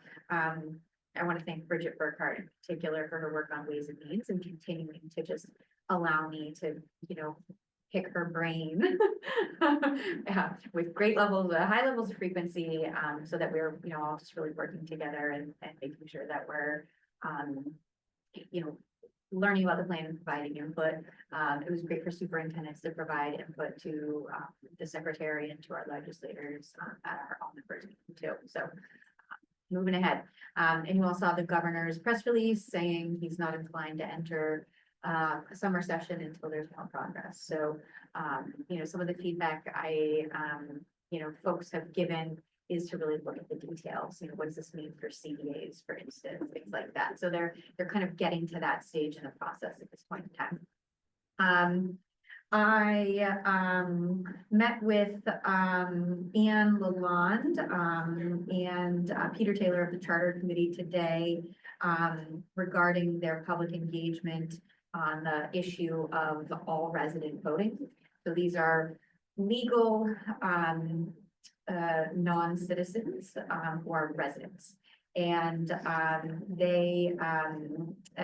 said if anyone has feedback on the board and you'd like to share it with her, she said I could share this in open session. Email Anne, A-N-E, G Lalonde, L-A-L-O-N-D-E @gmail.com. She'd love to hear your feedback. You can provide her with any of your input as an individual member of the board. We did, you know, there was no representative statement from the board as a body, but wanted to provide you that. They are going to be hosting a forum. And once they set that, they'll share the time and the date with me and I'll pass that along to folks. Along the lines of community engagement opportunities, the South Burlington Parks and Recs is having an open space public visioning event. I really encourage family members, community members to attend this because, you know, as we talked in budget season about what we're able to offer our partners at the city and rec really support opportunities for youth. That meeting is taking place on Monday, April 7th, 5:30 to 7:30, and it's at the South Burlington Senior Center, which is 180 Market Street. And there's complimentary snacks and beverages, which I always appreciated at 5:30 to 7:30 meeting. So 5:30 to 7. So that information's online. I'll pop that in my newsletter too.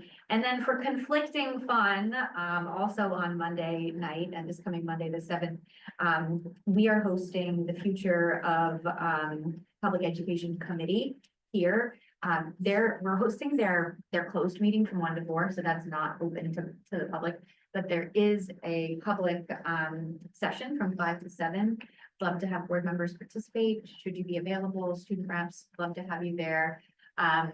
And, you know, just reference the scheduling document, to avoid accidental forum. And I would love to have, you know, staff, community members involved in that too. Just another way of getting feedback. Speaking of feedback, Panorama is coming up. We'll be sending information out tomorrow. I'll pop information on my newsletter about that. Information from students, staff, and families is critically important as we start to plan for our next school year. None of this information will be shared to the final grading size so that we can really get accurate responses, wanting to make sure that we're hearing feedback and as we work through the summer to prep for next year, wanting to make sure that it's responsive. So reach out to Monica DeRosiers if you've got any questions on that. That concludes my report. Thank you. Any questions from the superintendent?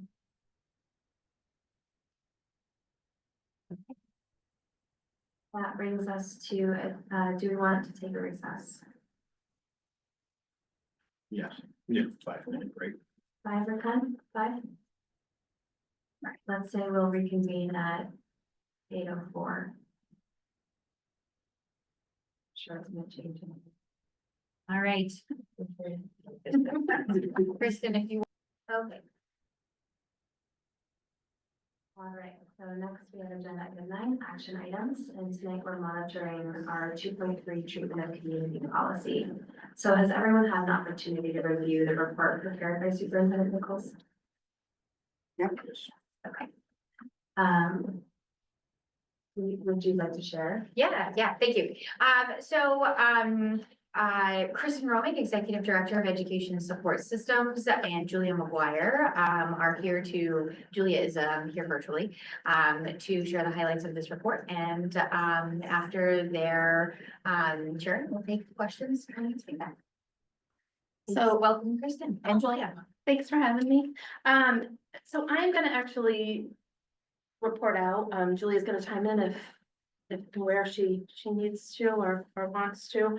As you all have read this, I'm not gonna read it to you. The only part I thought I would read is what 2.3 is, which is the treatment of community. With respect to the treatment of community, the superintendent shall not fail to recognize that community members are the owners of the school programs and facilities, and as such are afforded appropriate participation in school programs, appropriate input in significant decisions and use of facilities.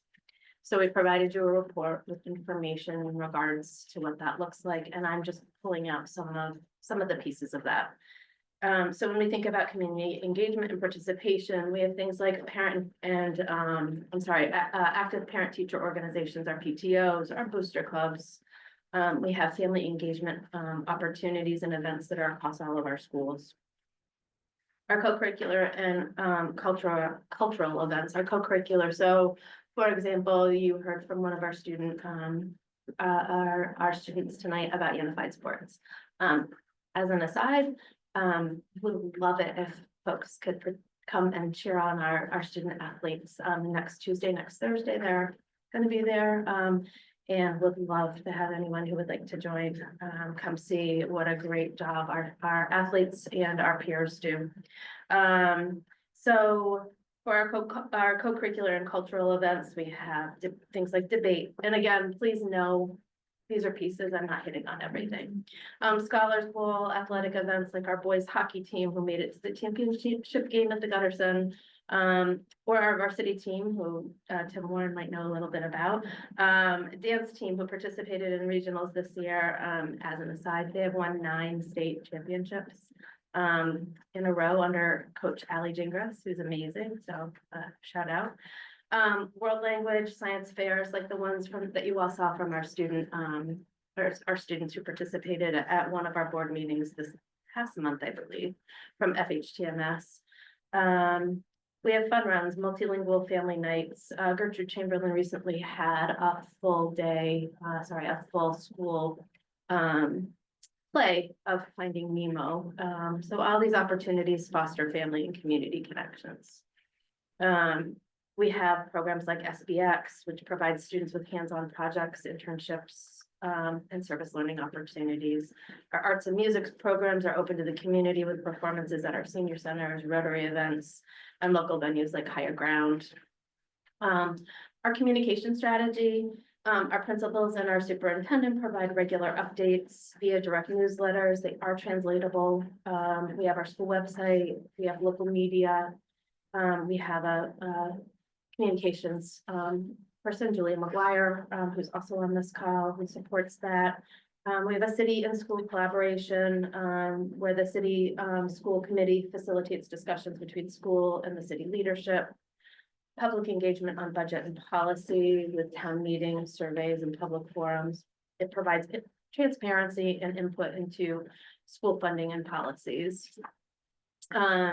We have school board meetings with accessibility, so our meetings, as you all know, are both in person and via Zoom, with public comment opportunities. And as you all are discussing, you know, what that's gonna look like and some changes that may or may not be made. We have donuts and discussion, as Tim noted, without the donuts. That are meetings with our superintendent, members of our executive team, and board members, to encourage internal dialogue. Student-led initiatives like our Student Justice Union, which raises awareness of diversity and racial equity in schools in the wider community. SOAR, Students Against Racism, promotes anti-racism discussions and student-led initiatives. GSA and QSA, our student organizations providing safe spaces and advocacy. Our facilities uses include various groups, athletic groups, teams, the city's rec department, while balancing security and maintenance concerns. Again, much like Violet was talking about with folks who come into our building, we just need to ensure that you know, we're keeping it safe. We continue to collaborate with the South Burlington Police Department. And so all of these highlights capture the district's efforts in engaging the community and promoting transparency and providing inclusive opportunities for our students and families. Just a brief and quick snapshot. Absolutely. Right, questions and discussion with the board. Seamus? So, for example, on the Honors American controversy or the, for example, that one, when, who decided the format of the meeting? Look to Violet because I don't have that answer for you. Yeah, that was high school administration. So the issue was brought to my attention in a donuts and discussion session. Actually, 2 of our board members were present. And then we heard follow-up at a board meeting. And we said, you know, the board meetings are really not structured for dialogue or Q&A, but we feel this is an important issue. So I reached out to acting principal Craig and his team, and I said, hey, let's, you know, set up a conversation designed for Q&A so that, you know, this is really a school-based issue. So Principal Craig and his team facilitated the Honors American conversation. And is that the format with the small group question gathering followed by, you know, whatever, was that an established practice or is that coming from a recommended playbook, or where did that format come from? Yeah, so I wasn't a part of designing that. That was something that high school administration came up with. I'm not sure who was on the team for that. So I know that acting principal Craig and Mary Ellen Schaefer, who's the CAS for English, and Ryan Maven, the social studies CAS, and the district literacy coordinator, Danielle Tuffy, opened the presentation and had arranged for teachers to be at tables to hear questions from community members. I just asked like what are your questions designed to at the board level? So like, it sounds like you're asking specifically like who organized that meeting? are you seeking to understand something about our treatment of community, like, what would you- So shall not fail to recognize that community members are owners. And as such are afforded appropriate input in significant decisions. I think that is what, not seeing the evidence for the positive evidence for. But the policy doesn't state about if it's positive, it says provide an opportunity, right? So I hear the concern that it was perhaps by some regarded as not what they were looking for the opportunity. But that doesn't mean that the effort to make that input heard is not. So I just want to be careful, like, did we have any board members? I think. So we do have some board members. I'm not gonna put you on the spot to speak about it. I just mean like you were there to see that community engagement. And to that point, I think what would have helped, and it comes back to the communication, so that people's expectations. Or that their expectations, that they go into it without false expectations as to what's going to happen, because I think. My takeaway in that session was that there was a lot of frustration. Because of the way that it was presented, and they didn't have that information going in, that it was going to be breakout roundtable sessions. And it was the energy was very high, but then it came down a bit, as I think people just wanted to be heard.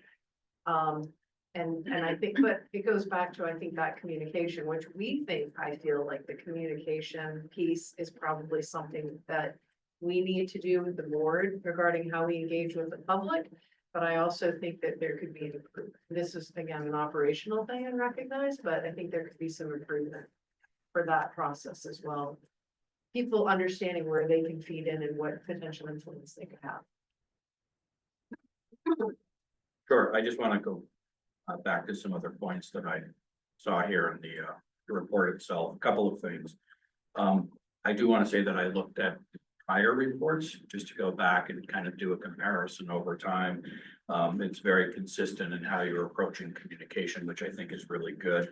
Interestingly enough, I couldn't find monitoring reports prior to 2023. I saw it on a few agendas, but I could never really find it. So I didn't think things were organized differently back then, but I was trying to see how communication was handled by prior boards, prior administrations and such. And I will say that from 2023 forward, Violet, since you've been on board, these have been very clear and open. So, You all have done a good job of monitoring consistently. well, and That's, hats off to prior boards for Yeah. making that available. I noticed, I do want to call out like the Social Justice Union. I saw that as a very active group. Consistently, a lot of groups are very active, but I saw that one in particular. I noticed that in this one, you did add in donuts and discussion, although we had those last year as well. I may suggest that you might also consider adding in any board listening tours as to be called out as well, since the board was mentioned, I believe. Absolutely. I think those are important to ensure that the community is aware of. I also wanted to, and I didn't see them in here, you talked about activities and such. I know that there's a lot of parent participation in a lot of other activities like theater. I know like the Orchard Play, if it's still going, has a lot of participation. So I guess one of my questions, not really a question, but a comment is that, you know, some of that stuff would be great to call out as well, because that's really important to a lot of community members. Those are a lot of positives I saw in the report and consistencies. One comment I did have is during the budget cycle, I did have the opportunity to speak with a number of folks through some neighborhood meetings. And one comment that came back to me was that to some extent, parents at the elementary levels feel somewhat unwelcome in the schools. And I know that when our kids were little and in the schools, my wife could go in and was a parent volunteer. And I'm sure there are reasons for this. I don't know if it's different from school to school.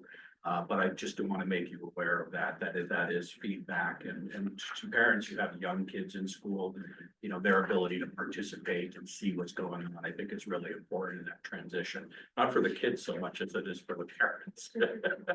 So I just want to bring that up as some feedback. That's something that I have heard too, and it is on our next elementary and central office team agenda. And I asked the elementary principals and assistant principals to bring a draft of that revised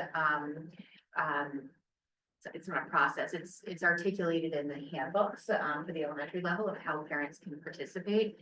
And they're all using the same language now. And I said, hey, let's take this out, take another crack at it, bring something to the team for us to tune. I very much hear that this is a need and that there's just a desire for parents to partner and be involved and engage and, you know, to support and reinforce those homeschool connections, which we know benefit students. Yeah, absolutely. Thank you. Tim, I just wanted to make one comment as well in regards to that. I took some notes about additions and just wanted you to know that I think the exciting piece to that is there are so many things that we're doing to hit them all. I mean, I was just thinking about, you know, I completely forgot to add in a Detilio Drive and, you know, the involvement with the community and the students and everyone. There's so much. I know it's hard. Which is great. So that's the real positive, so.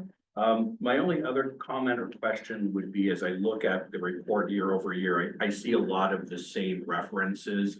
And I'm just wondering if there's an opportunity here to include or maybe allude to some changes or some different things that are going to be brought forward as we go forward over the years.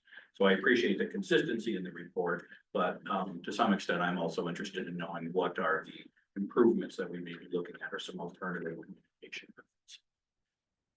So, thank you. It's great. So thank you, Tim, for highlighting some of those positives. Couple things that, like the other paper, we have not been consistent about our monthly, so I'm not. That's your board. Yeah, and that's the board, but I'm just saying.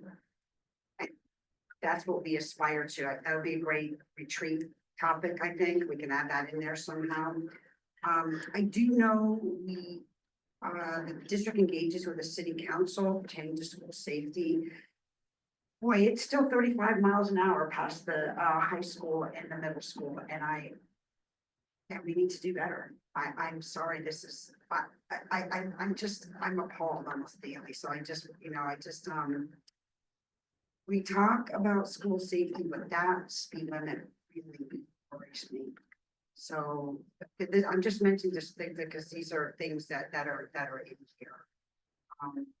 And then school board meetings, yes, again, like this is clearly my topic, but yeah, people are given the time to speak, but we don't have a clear policy.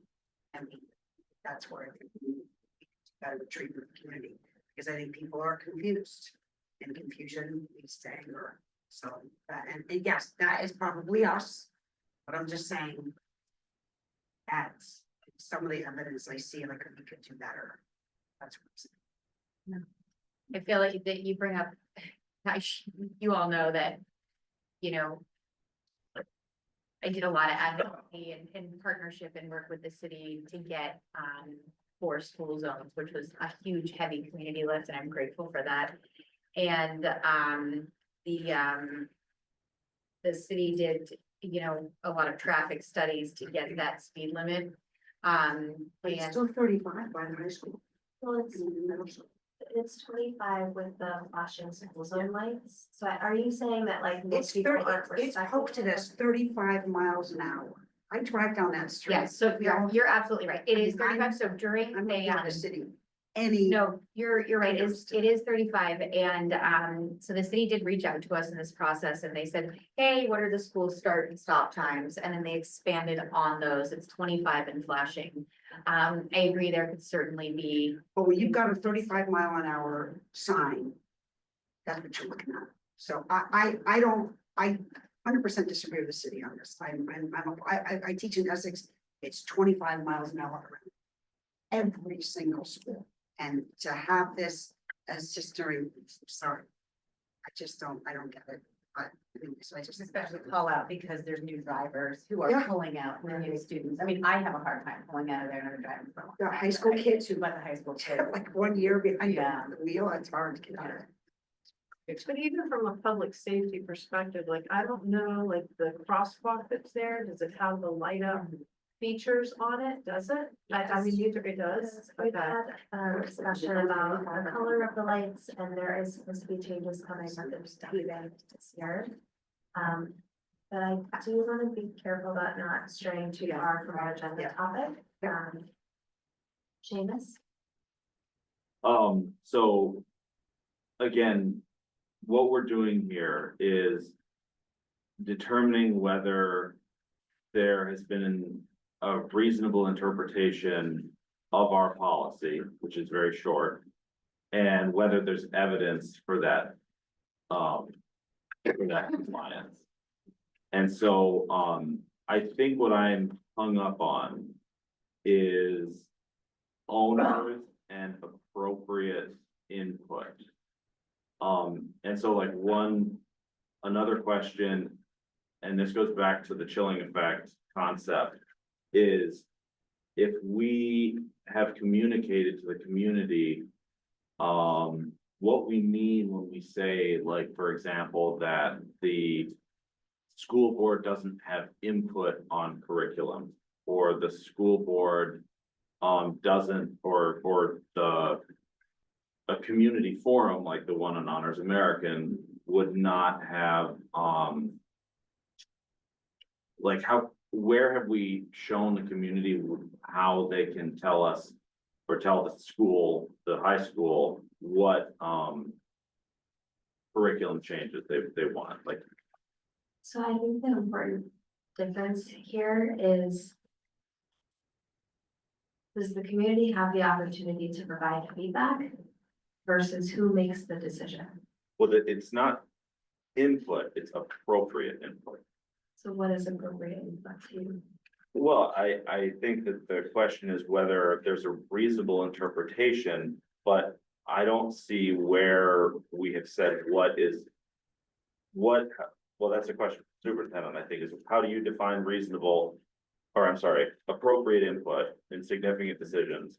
And how have you communicated what is appropriate input to the community? Yeah, okay, great questions. Happy to. So, really, we have 6 campuses and 700 employees and 2,600 parents and guardians and 5,700 other guardians who I communicate with, right, via my newsletter. There's district communication and then there's school communication.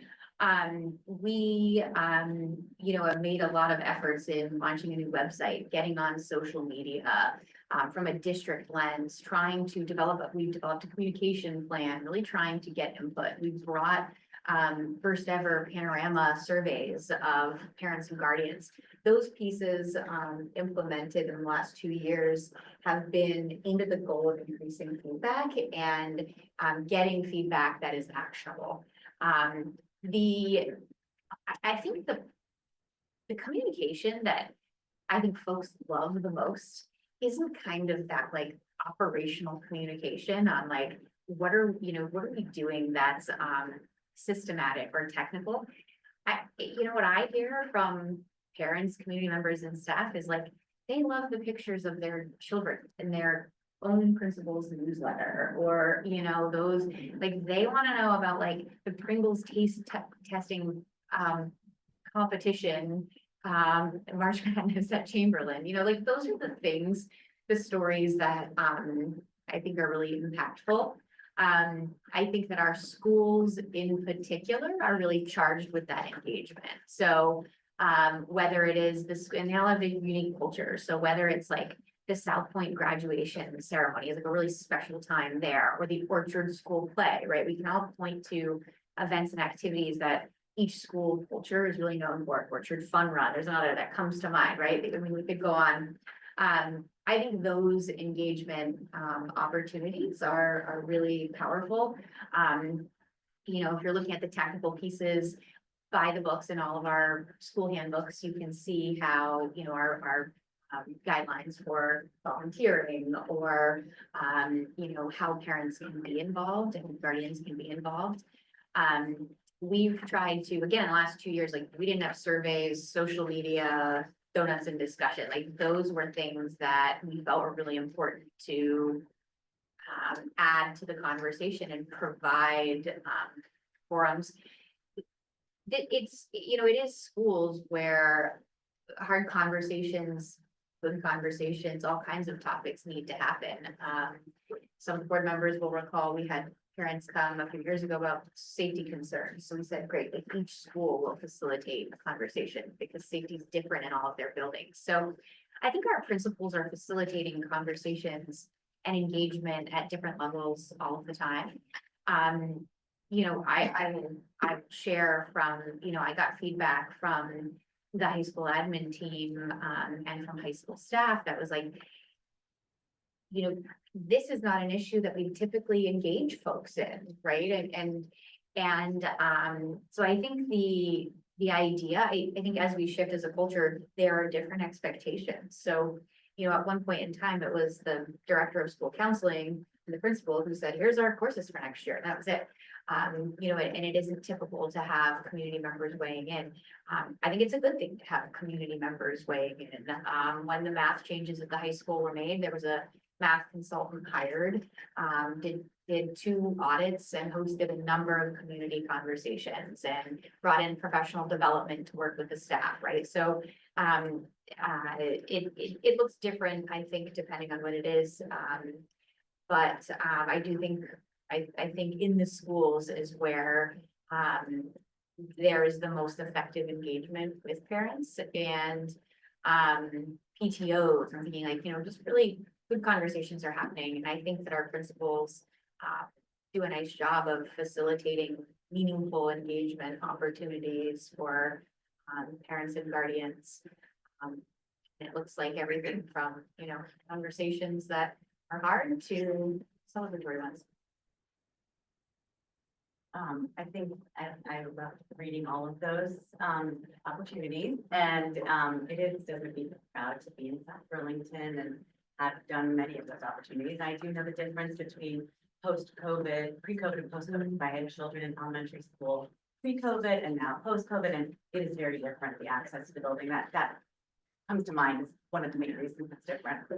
And you mentioned a lot of ways that we've improved, which is great with the social media and the donuts and discussion. And I just to speak to Seamus, what Seamus is saying, I think obviously there's also room for opportunity to improve, like we heard tonight. And I don't know how to do, I don't have the answer how to do that, but if the forum changed platforms because they realized a lot more people were coming than they expected and they wouldn't be able to get everyone's questions, and this was the change to get those questions, that maybe could have been communicated. I don't know if that's what happened, but I'm saying, just trying to, and even though you can yell it from the rooftops and some people aren't gonna hear it because we're all busy and we don't ever know how to access it sometimes, but I would just say we are doing a beautiful job, especially for the kids. And, but I don't want to forget that we have opportunities for improvement that we're hearing the community to us. To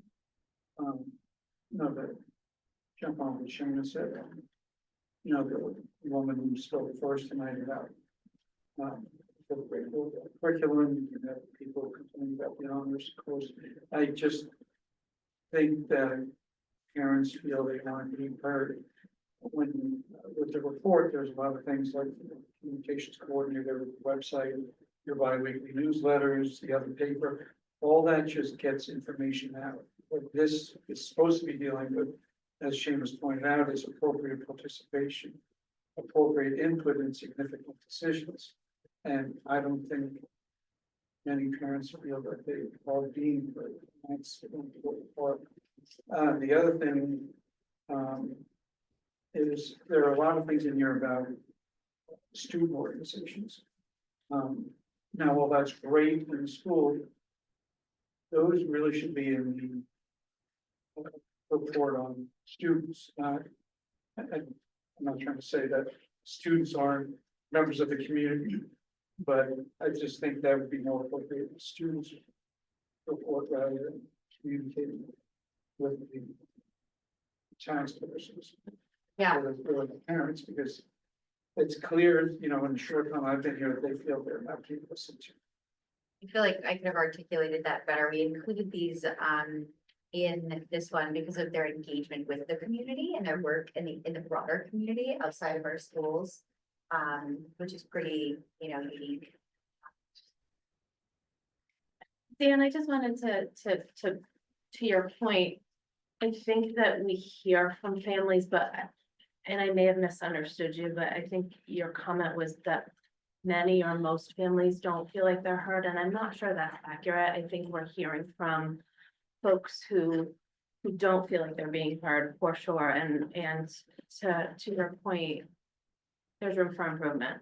And I'm not sure it's most families, so I just wanted to, I guess I just want to challenge you a little bit that Maybe most was probably not the, Yeah. but many families, Okay. let's say that. yeah, and I'm not, Pretty much guarantee that for every one person who comes up here and actually speaks, there's a group that either doesn't have the time or doesn't like to speak publicly, or they're just frustrated beyond belief. yeah.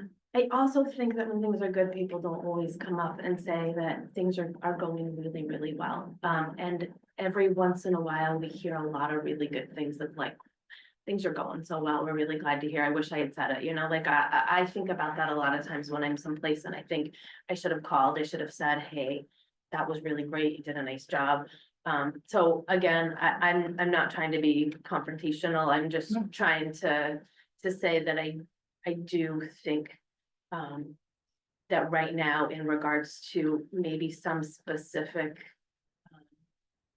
concerns, but I think overall, when we think about appropriate, you know, interactions and ability to connect with schools, I think that we're doing a good job in regards to that. And I feel like we do have some pretty concrete information to show that. So I just felt like I needed to say that. Seamus? So again, I appreciate that what we're trying to do here from a policy governance standpoint is to say, is the evidence shown demonstrating a reasonable interpretation of the words that we have in our policy, right? And I just, you know, in my private life, in my job, I have to implement auditing controls. And one of the things that they would require from me in the circumstance like this is a definition of what appropriate and significant is. Not an internal definition, but like, how does the community know to what extent can it push back on fifth grade, on CKLA, on Honors American, on all these things? And so I think it might be that it is currently impossible for a community to have appropriate input because they don't know what appropriate input is. And then you bring in the thing that we talk about quite often in the school board meetings, which is that there's a separation between policy and operations. And I think that the public is kind of the third wheel there, where it's like, well, if the school board can't say anything about curriculum, where's my voice? And so I think that like defining what the line is, and then like if it's defined and then it's not acceptable to the board the way that it's been operationally defined, and we have to change something in our policies so that you can change your policy. But it doesn't seem like there's any, and so I guess that's what I'm looking for. Is there a statement on the website or anywhere in public that says this is what appropriate input is, and this is what inappropriate input is? This is what a significant decision is. This is what an insignificant decision is. Yeah, no, and I think you're gonna get really different values on that, right? So some folks' understanding of what is appropriate might look really different. You know, one piece that you haven't touched on here is like feedback can be heard, but not actionable, right? So like we have to follow, we have agency of education expectations on curriculum, right? Like, we've heard from a lot of folks who want to, ban certain curriculum or burn books, right? And, you know, those are, also decisions we've made. I think that, when we look at, best practices in communicating in school districts, this report shows that we've made strides to implement changes that are known to be best practice in communicating with families. I think there's always room for improved communication and engagement. And we're certainly, I'm open to, hearing any suggestions on what that looks like. And, as we've said, this is certainly by no means an exhaustive list. But I do think the schools are really the heartbeat of those engagement opportunities. And I think that, the day-to-day feedback that parents are feeling in schools is not represented at like the district level of like, the school board meetings, where folks come to share concerns. Well, I mean, since we are limited in what the board can do and what we're supposed to do. I mean, like, most of this stuff should be, in my opinion, pushed to the schools to try and increase engagement with the parents and get information out and receive information from the parents. Yeah, and that's kind of a point I would bring up is one of the comments here or items is adequate data, and it's yes or no. So my question would be, I mean, how do you quantify that? Like, what is the data? I see that there's opportunities where there's feedback that parents can provide feedback, to get the climate of the school, et cetera, which is all great. But I guess my question would be, what insight does the board have to that feedback that's coming from the community? Do we have the insight? Do we have the opportunity to review some of that feedback that's coming from the community? Because I think that would help, whether there's, specific KPIs and key performance indicators to indicate like, hey, this is what success looks like. These are the feedback that we're seeing. Like, how many people are responding, and kind of on a scale of 1 to 10. It's terrible. That's great. Where are we fitting in there? Do we have any insights to that? Specific, like, is the school board asking those questions? And then is the district asking those questions, and does the board have an insight to the responses?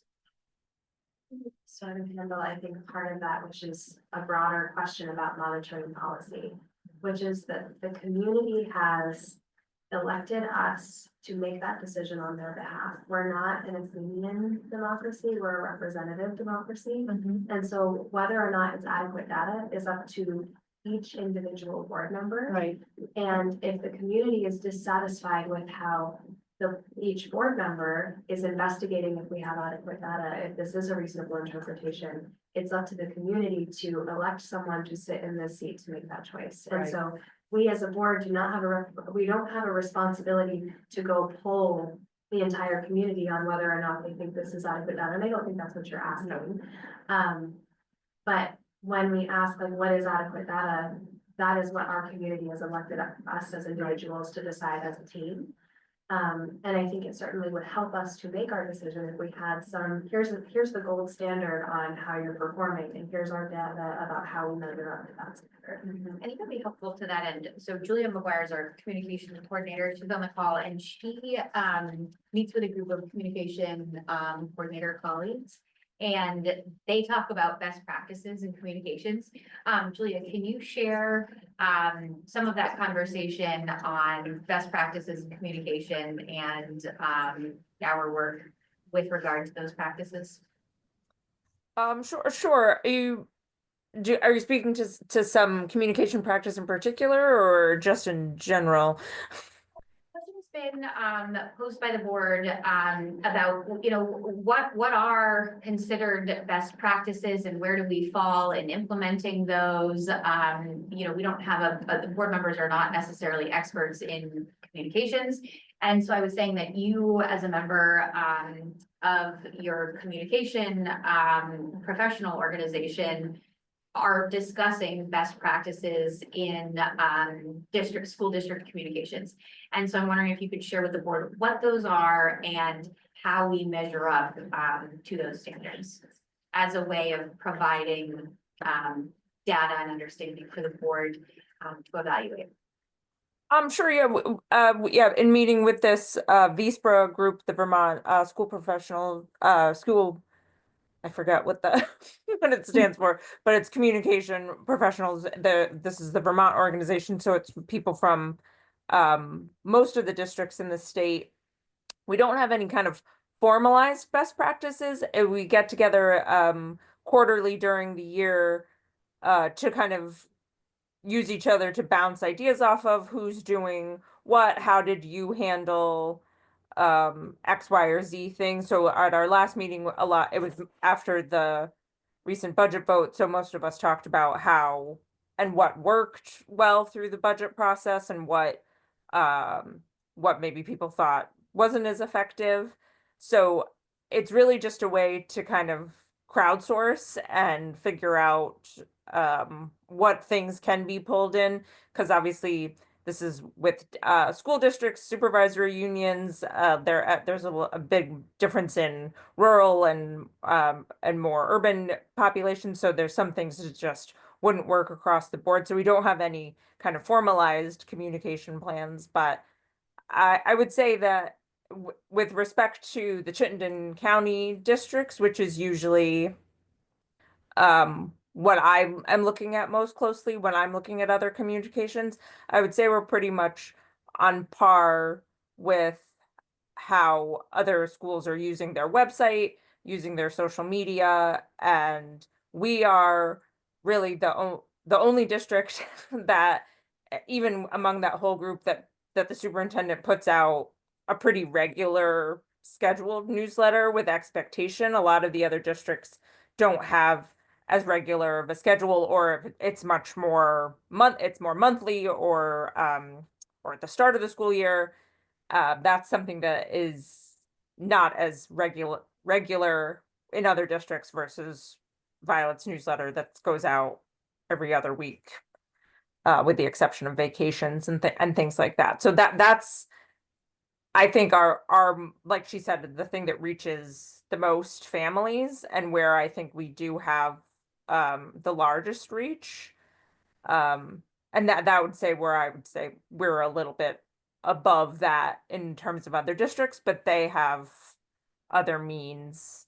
I know that at CVU in particular, their school board took a lot of the lead, and in Essex as well, they took a much bigger lead in like drafting a lot of the budget communications. And in Essex in particular, their school board drafted the survey that went out to families, and the board in particular drove that, because I had reached out to their communications person after seeing that to see how he was creating that, and he said it was pretty much all driven by the board. So that's just a difference of like where the board takes the lead on some things versus where the district takes the leads on, can vary district to district.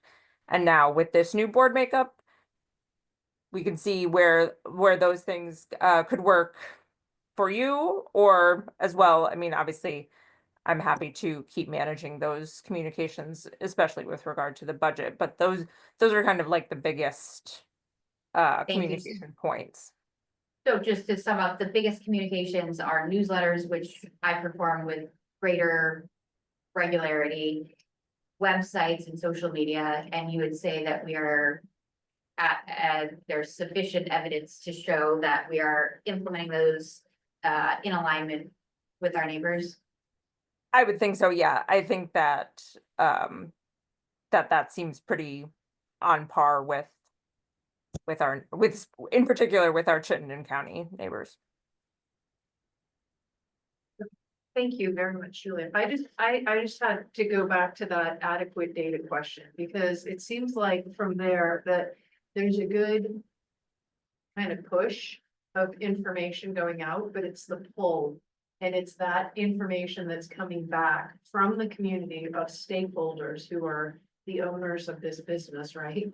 Like, what is the pullback and I don't know if that's something that maybe previous boards have looked at in order to evaluate that data, but I do think that that would be an important thing for us to be considering. Like what that data is that we have, the community feedback as to our scorecard, like how are we doing according to South-Burlington? So I have not called on Tim, and he's been waiting. That's okay. I just want to kind of caution us to, we are, as I look at this, first of all, we need to evaluate whether there's a reasonable interpretation of our policy, right? And as you've read this, the question is the paragraph here reasonable, right? Not that we agree with it or that we think it's an excellent interpretation, but is it reasonable? I also want to suggest that we differentiate between what tend to be hot issue topics, and honors is a hot issue topic, and people feel like they're not getting heard, or we need to distinguish between, are they having opportunity for input, and do they agree with the outcome, right? That's a big difference, and so I hear, but I think there are going to be a lot of issues that come up that the community is really going to want to voice, as you see, they have opportunity to come here, speak to us, but whether or not the outcome is what they desire, that's a whole different matter, and that is something completely different. So I just want to, we've kind of strayed into this area of honors English, honors English, honors English, and I think that overlooks a lot of what we've seen in this report. And I understand the request about KPIs and such, but I also think that this report isn't, this report isn't saying, show us the evidence of what people feel, right? That's where I'm kind of struggling here to see where, where we might be falling short in this report, but I just kind of want to. I swear, I'm done, sorry. Back off of that with the representative democracy is the way that people tell us how they feel about the monitoring of this policy is in our elections of the school board. So if the community truly feels that the school board is not holding our district and our superintendent accountable to our policy compliance, they demonstrate that through budget votes and through board member votes. And I want to be careful to caution, like, we're not talking about the budget, but I'm just saying those are the two places where the community gets to give us the scorecard. They get to say, we're dissatisfied with the performance of this board member, so we've found someone to contest that seat. And I'm bringing this up right now with this new board because I think that is a major piece of our community's expectations of performance that maybe is not clear and needs to be more clear. Like the governance of the board is a 5, 10, 20-year visioning. And when the board gets really caught up in these like current issues, we're not thinking about how our actions are going to impact our district 20 years from now when perhaps none of us are sitting here. And someone else will be sitting here wondering how we got into this position that we're in. It's choices and actions that board members made 10, 15, 20 years ago. And I'm not trying to like blame anyone specifically. I'm just trying to point out that like our job as board members is a governance and a long-term visioning on behalf of our community. And if we feel that this is not being, our policies are not being adequately complied with, and that's what our community thinks, they have to select representatives to come here and make that change. That's, if that helps, that I think that is the major way that the community offers how they feel about the performance of the district. So as Jennifer said, the things that were mentioned, that's everything going out. We need to look at better ways to get input from the community. One of the things that was mentioned was a survey that was done, Panorama, but where's the data for that? I mean, that's something that we could use in order to make our decision. To say that we sent a survey out, but there's no data is kind of pointless. The other thing, when we're looking at words, and I know this is what the report says now, but reasonable and adequate, it's kind of low bar. That's really low bar. If we're just, it's adequate. you know, we should be looking at what's relevant. And I mean, you're talking about, you know, we're looking at stuff, you know, now, well, that's what we're looking at. I know these things can affect something 5, 10, 15 years from now. But the data that we're looking at is here and now. So that's what we need. We need input from the community. And if there's surveys, let's have the data. You might want to consider changing some of the stuff, like in compliance. I mean, you know, all this stuff is really low bar stuff. And this district sets itself up to be, you know, like one of the best in the state. We should be doing better than what's at the top. So I think that's an excellent point. And where would that fit into our policy monitoring? And like, how would we change the way that we monitor our policy? Because I think that's what you're talking about. You want to change the standard by which the policy is monitored. And get the relevant information so that we can make an informed decision. Do you understand that like that's a different conversation? You're basically saying you're not satisfied with the way that we monitor policy, which is, This policy. but all policies, because we monitor all of them this way. Adequate data and reasonable I'll just, interpretation. we're here talking about one policy.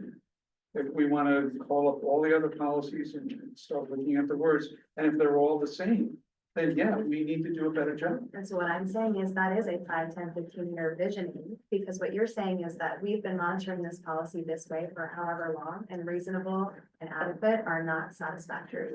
But that's not right. But tonight, we're not taking action in discussing how we monitor this policy. We are monitoring the policy. Okay, well then, we're sending out a lot of information. We're not taking a lot of information in. If we are getting information from surveys, where's the information so that we can look at that information? I'm happy to share, information. I did share the full results of our budget survey. That's okay. And, you know, you're welcome to come to donuts and discussion too. That's been a really great. No, because we don't pay for them. If you do, Tim bought the last I'll ones, bring but them again. yeah, I think those are really great opportunities, and I invite board members to come and check those out and see those firsthand. And then any other engagement opportunities in schools, like come to Unified, you know, come to, you know, the conversations that we're having, come to sporting events, come to the plays. I think, again, I want to bring it back to the heart of, the joyful, it's not just the data. I mean, I don't think you can quantify like the joy in the room at the Orchard School play, right? So though I want to just make sure that it's looked at holistically here, and that, you know, even the hosting of school plays or the principal's school newsletters are ways that we're engaging with folks. And I mean, I look at Tim here, and I know his wife volunteered for the high school play, and that was a way that, you know, she was a big part of the school community. So those are ways that I think we're really effectively engaging parents beyond, like, you know, of course there's survey results, but that's not, you know, the love and work with our students. Just, yeah, my last comment, I just want to follow up on something Dan said about seeing the data, and I absolutely agree with you, Dan, you know, it's important to see the data. I think that's out of scope for this here, because what I think we're seeing here is that data has been collected, there is input. Where will we see that data? I think that will come up in different compliance reports when we hear about curriculum and some other, and then that kind of stuff. That's where a lot of that data starts to come back. So as we interpret it via those reports. But does any of, you might not know this, or is any of that data or any of the questions in the survey relevant to this, how the community feels they are being treated? Yeah, I think so. It helps us improve communication. So, in response to our panorama surveys, we, it directs a lot of our like grant investments. So we applied for and received, guides, multilingual guides. So that was in response to, you know, needing better communication in those areas, and also liaisons. So those are two huge areas of communication that we've made big gains. We've increased translation and interpretation services, right? So those are areas where we've got specific feedback that we need improvements in those areas. when we do our professional, development planning and we look at, you know, our continuous improvement plans, which Jody will be bringing, I think the first week in May.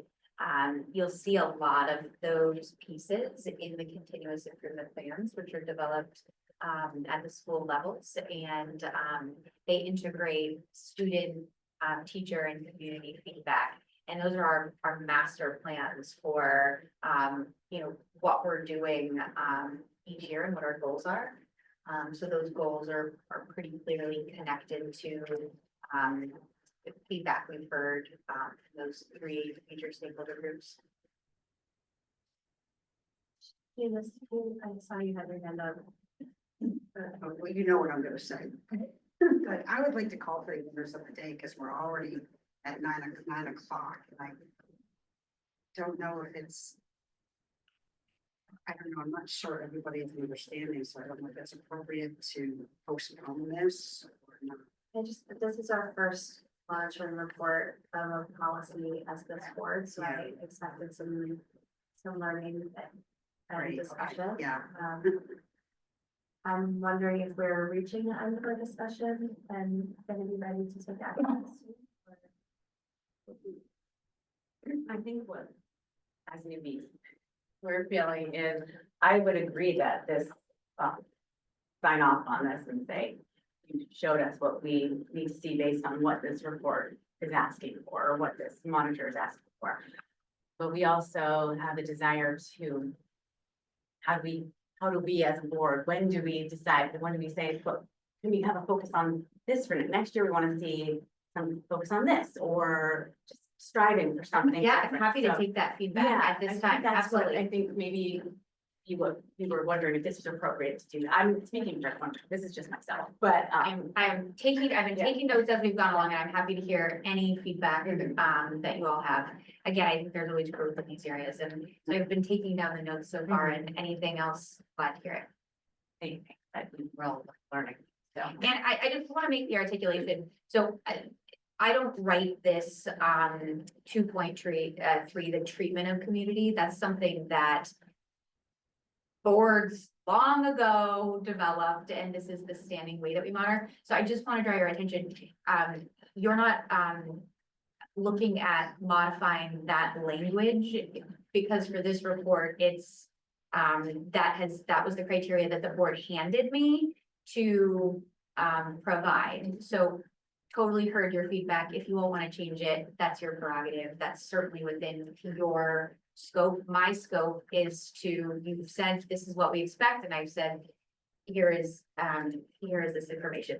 This report has been in compliance the last 2 years. As you have heard Tim say, there's a lot of consistent pieces. I'd say the main improvements where we've made major strides is we went from no surveys to surveys. I host donuts in discussion. We've made significant improvements in multilingual communications, not to mention our apps and our website, which is new. So you know, and then I think you heard Julia, our communications coordinator, provide the evidence that Chittenden County is more perhaps robustly has the ability to engage with community than some of our rural counterparts, but that we are very much in alignment with the other districts in our area. So I think those are I think I will sum it up there from my perspective on having performed this report for the third time now on what has been considered adequate. And I'm happy to hear any additional feedback or suggestions at any time. I'm thinking about, we're gonna be monitoring more policies in the future, and so also thinking about preparing your questions ahead of time. I'm also seeking to try to encourage the community to submit their questions ahead of time. And the more time we can give our administration with the questions, the better and more robust and researched the answers will be, so. James. Yeah, I mean, I don't wanna catch us out on technicality. It's like, you know, the Supreme Court, when they deal with something, what they're always trying to do is minimize the size of their decision, or at least. You know, like, they're trying to say like, well, what is the narrowest basis on which we can decide something, right? And, you know, has the CEO, you know, the board must fairly but rigorously decide whether the CEO has made a reasonable interpretation. And does the data demonstrate accomplishment of the interpretation? And I think the technicality that I'm hung up on is appropriate input in significant decisions, and I don't see how if there's no stated policy, or is it not, if there's no stated language that the public can see, that the community can see that says, this is appropriate and this is inappropriate. Here's why you can tell me about curriculum. Here's why you can't tell me about curriculum. Here's why you can tell me about pre-K. Here's why you can't tell me about pre-K. I don't see how it's possible to be in compliance with that. If the rule, it's like in my audits that I go through, if I don't have evidence of something, it didn't happen. And so I don't see evidence that there is community understanding of what is appropriate.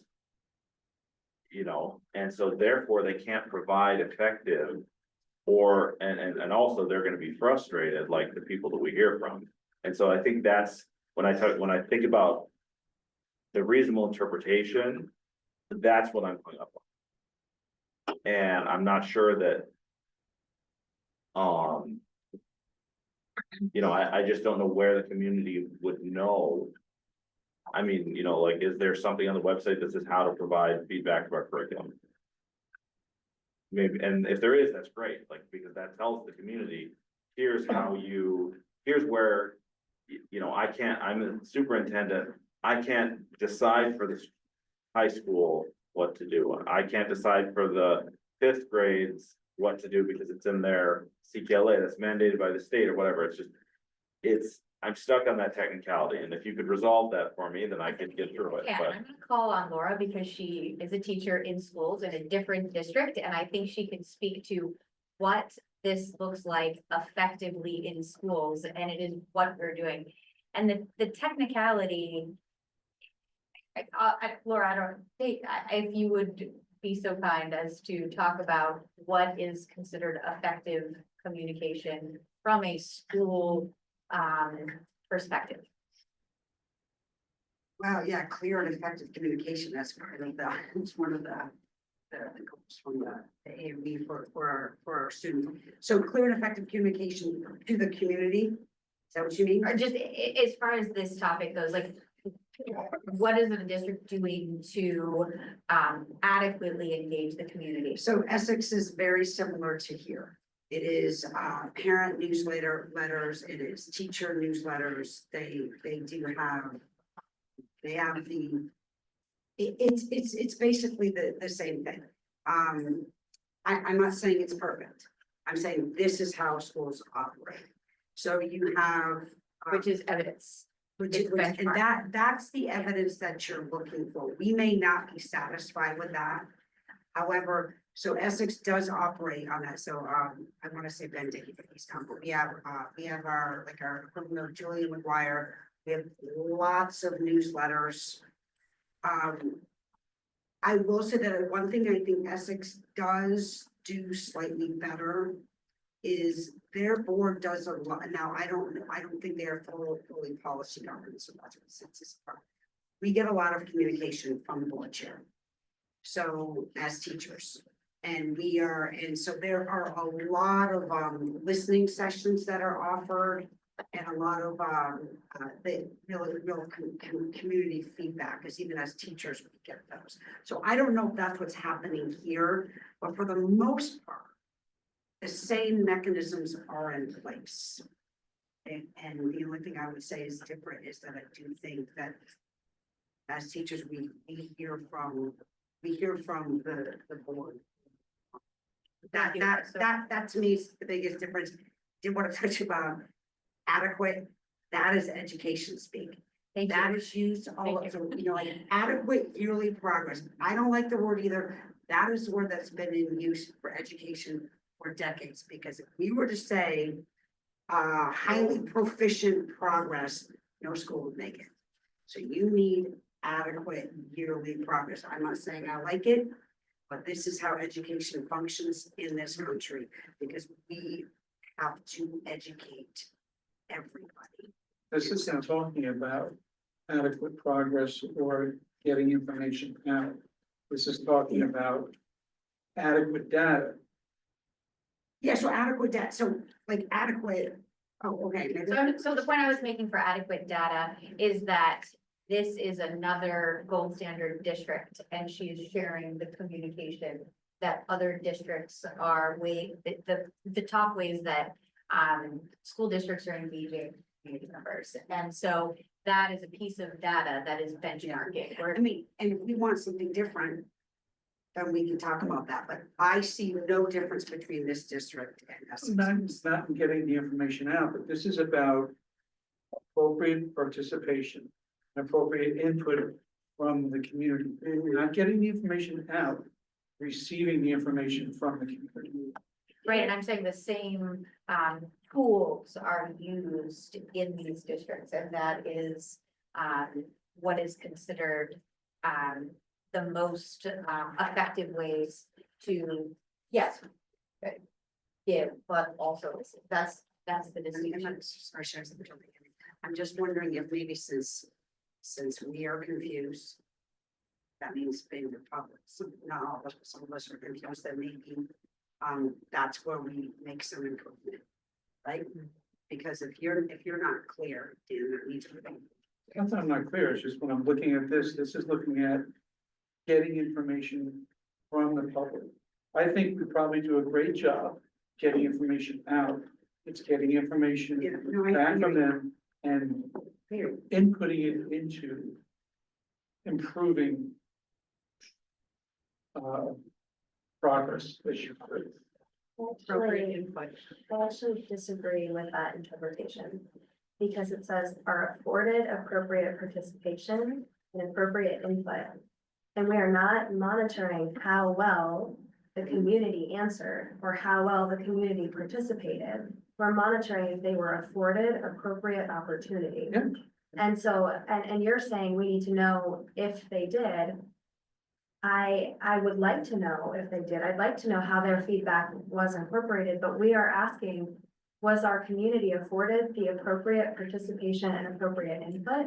We're not asking what it was, how much it was, and how it was interpreted by the superintendent. We're saying, did you give the opportunity to the owners of the district to have appropriate input and And participation? what are the opportunities? And all of these mechanisms for not just pushing information out, but opportunities for our community to participate with. And that's when I'm looking at what was provided. Most of it is information going out. What I would like to see is, you know, what were the only thing, there's. When you look at it, you have, all right, the survey, which we don't have the data from. Donuts and discussion and suggestion boxes. Everything else is really information going out. I disagree. I think you have PTOs, And you have the PTO. board, you saw that with the honors issue where that was set up by the principal. There was, may not have liked how it went, but that was adequate opportunity for input. I think it's all over the place here that there is opportunity for input. And, you know, I understand where you're heading, Dan. I just think that I have to agree with Chelsea that, you know, the question here is there a reasonable opportunity for input and not what happened with the input, right? And do the parents or did the community agree with what was happening with the input? But that's not what we're interpreting here. So I understand where you're heading. It's, but again, it's not a like, oh, was it 75% accurate here? This is not what we're trying to do here. We're looking at what was provided in the report to say, do we think there was a reasonable opportunity for input? And, you know, as owners of the district for the community. And that's where I just think there were definitely, there was definite adequate opportunity for input. Sorry, were you finished? Yes, I'm finished. Thank you. So we operate under strict policy governance. I think that is a difference from Essex. Yeah. And one of the impacts of that is a chilling effect on questions about curriculum, staffing, operational things. Now that chilling effect is not avoidable. That's just gonna happen. It's like, you know, that's part of policy governance. You know, you might already say that that's the con of policy governance, that chilling effect. With that chilling effect in place, with the evidence that we just got from a community member, I admit it's ad hoc, last minute, you know, it's saying, you know, somebody stood up and said, this is not a school board meeting.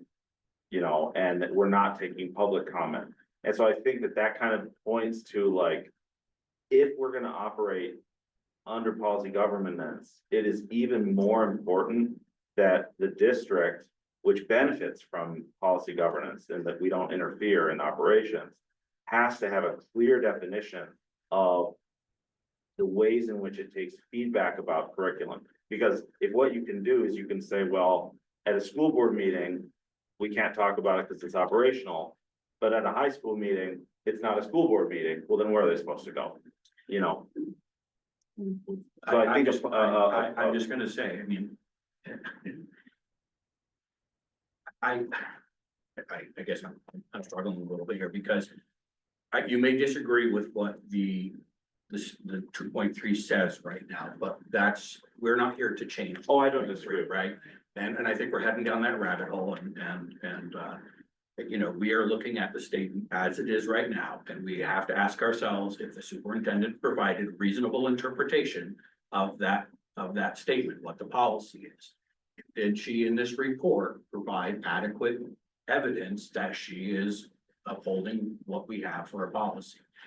Again, I think we're trying to stray into whether or not, you know, what's happening with that input, right? Where is that going? Where are we gonna see that? So at this point, I'd like to call orders of the day, just because I feel that we are sort of, we're way past time. I also think it's clear we may not all agree, but I think everyone's had an opportunity to express their opinion. Is that true? Yes. So since this is our first monitoring report, I'm just gonna explain how we do this. So I'm going to read through the global policy, and then I'm going to ask the board if we have reasonable interpretation, and I need each board member to answer yes or no. And if we're not in total agreement, I may need you to signify with your hand, because it will be a majority. A majority will decide, and we will move on. Does that make sense? And in past, as the chair, usually the board is in total agreement and everyone says yes. So I'm just being clear. If you're going to say no, I need to hear you say no. And if there are no's, I need to see how we stand. I will do the same for adequate data, and then I'll do the same to whether or not we're in compliance. And then we will take action to either approve or not approve this monitoring report. Are there any questions? Okay. Executive limitations monitoring report summary 2.3 treatment of community. With respect to the treatment of the community, the superintendent shall not fail to recognize that community members are the owners of the school programs and facilities, and as such are afforded appropriate participation in school programs, appropriate input in significant decisions, and use of facilities. Do we have a reasonable interpretation of this policy? Yes.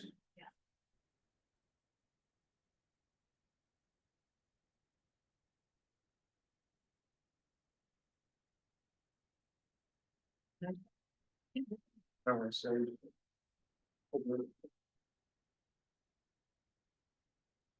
I think I do have,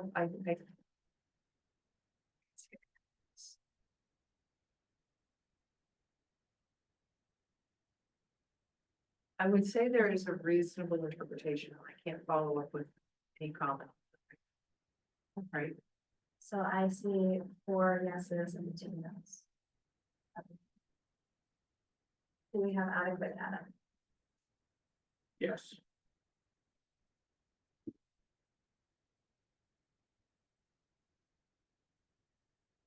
I'd like to see.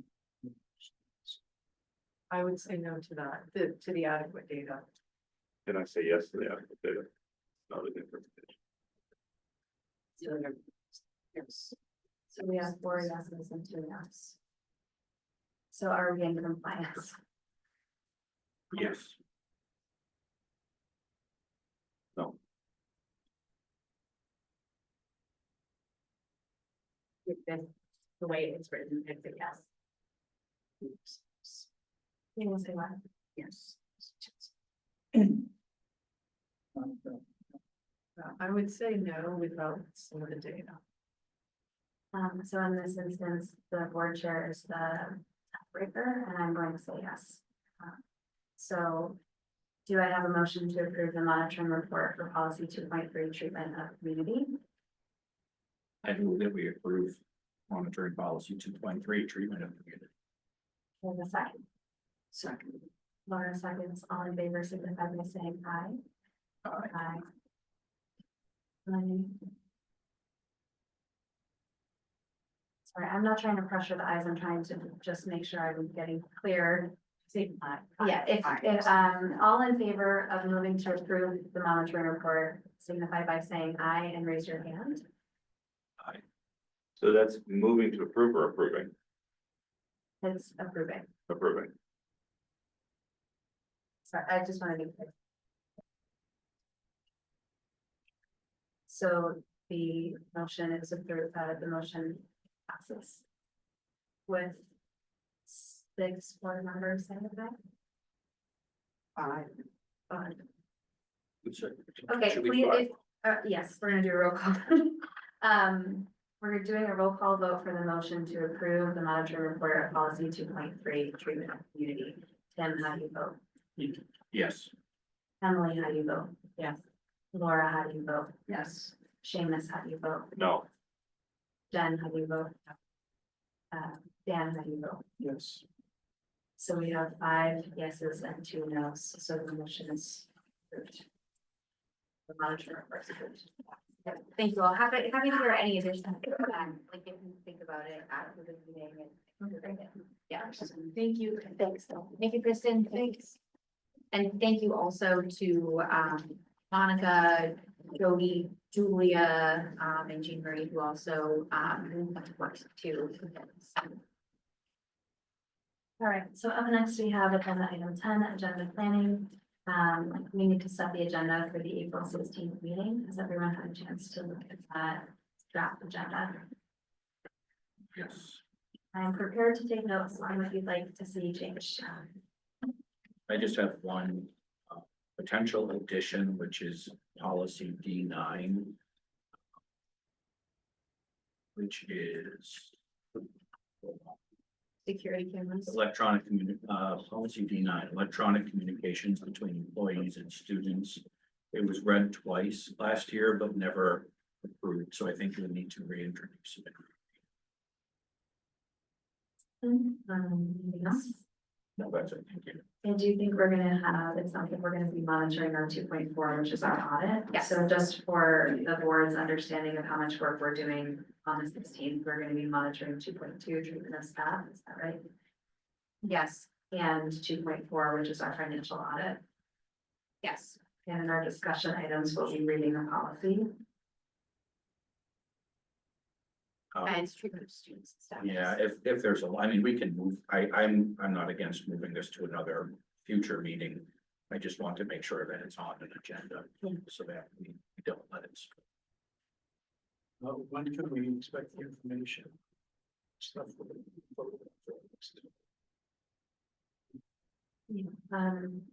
Which information are you looking for? Are you looking for the monitoring report? Or are you Yes. Because we're gonna be doing, looking for staff, students, and the budget was about. Do you have input on them that would be ready for board members to read? Yep, so by statute, we have to get it out to you by 6 p.m. on Monday, but we really try to get it out on Friday so that folks can have the weekend. So that's always our goal. The audit is a big one, and so as soon as I get that, I will share. Because you're really gonna want to dig in. 2.2 is pretty similar to 2.3. And you know, do feel free to reach out if you have any questions on that. I'm happy to answer those. I'd say for the audit, I'm certainly happy to answer questions, or you can hold them for the auditor. Again, you expect always board packets on Fridays. James? So we have, public comment, community engagement on the 16th. Do we still need to do that? I was actually thinking we could change it to, public comment advisory update, so that advisory committee that we formed tonight, you could give us an update on your progress at that next meeting, maybe including the scope of what you're hoping to accomplish. And then, if you, Emily, if you're prepared to give it, whenever you're prepared to give an update on, like public forums and what other districts are doing, just email me and I'll add it to an agenda when you're prepared to report out to the board. We'll change student representative recruitment process to just an update to hear how that's going. And do we still need school board retreat planning on for discussion, or are we pretty set with what we discussed tonight and moving forward with that for May? I would like to hear, not necessarily for this, but for future retreats and similar social gatherings. Like what the lawyer thinks about the evidence. I actually think that would be something valuable to share publicly, so we might as well keep it as a discussion topic. It's not like, what I will do is I'll follow up with the lawyer, and then standardly, I would just email the board to let you know what the lawyer said. But I think that since this is a question of how to be transparent with our community, hearing the legal advice publicly would be a good idea. So I'll prepare to be able to speak about that on the 16th. Anything else?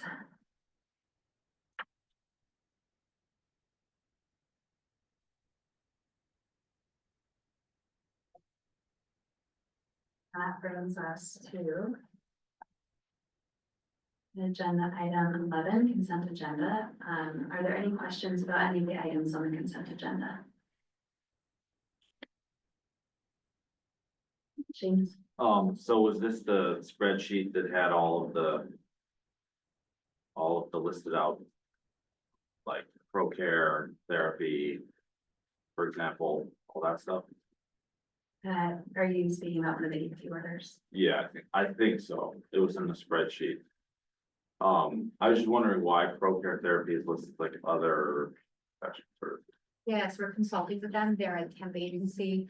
The district has sought to hire permanent roles and continues to advertise for those. And to meet the needs of students in the meantime, we're engaging with temporary part-time consultants through Prepare. And is there any? Not the right form, but is there any is there any barrier to hiring them, or like what's the problem in hiring them? Yeah, so currently right now, the teachers collective bargaining agreement specifies that we must have teachers on staff. So we're continuing in those efforts with recruiting and advertising. In the meantime, we have a legal obligation to meet the needs of students and to provide a free and appropriate public education. So again, these are temporary, non-permanent supports. And so what is in your opinion, is the salary too low, or are there? I'm sure I'll stop you there because you're on the negotiations team, and I would encourage you not to discuss anything that might seem like you're negotiating. Outside negotiations. Any other questions about anything on the consent agenda? Just want to note that Seamus is trying to take my place in AP Jeopardy. No. All right, hearing no further questions, the consent agenda items are approved by consent. Which brings us to agenda item 12, executive session, and please bear with me because this is a long one. So at the beginning of the meeting, we added real estate and personnel matter to our executive session discussion topics. So it's a very long motion, so give me some grace. Do I have a motion to enter into executive session pursuant to Title I VSA 313A, 1A, and F, as well as 313A2 and 3, for the purposes of discussing the considerations of employment evaluation of the superintendent and central office administrators, real estate discussion, labor negotiations, and a personnel matter, and not to do so in executive session would put the district at a clear. So moved. Tim moves. Do I have a second? One second. Laura seconds. Any discussion? The full board, the superintendent, Attorney Joe McNeil, and Attorney Joe McNeil will enter into executive session to discuss employment evaluation, real estate, and personnel matter. And following that discussion, but prior to labor negotiations, Laura Williams, Emily Hoffman, and Chelsea Tillinghast will recuse themselves from the executive session discussion with all of their parties remaining. They will not return to open session to adjourn the regular meeting. All in favor? Bye. Aye. Aye, the motion passes unanimously. Thank you. Oh, Chelsea. Yeah, that was good. Good. But it's something sort of, right?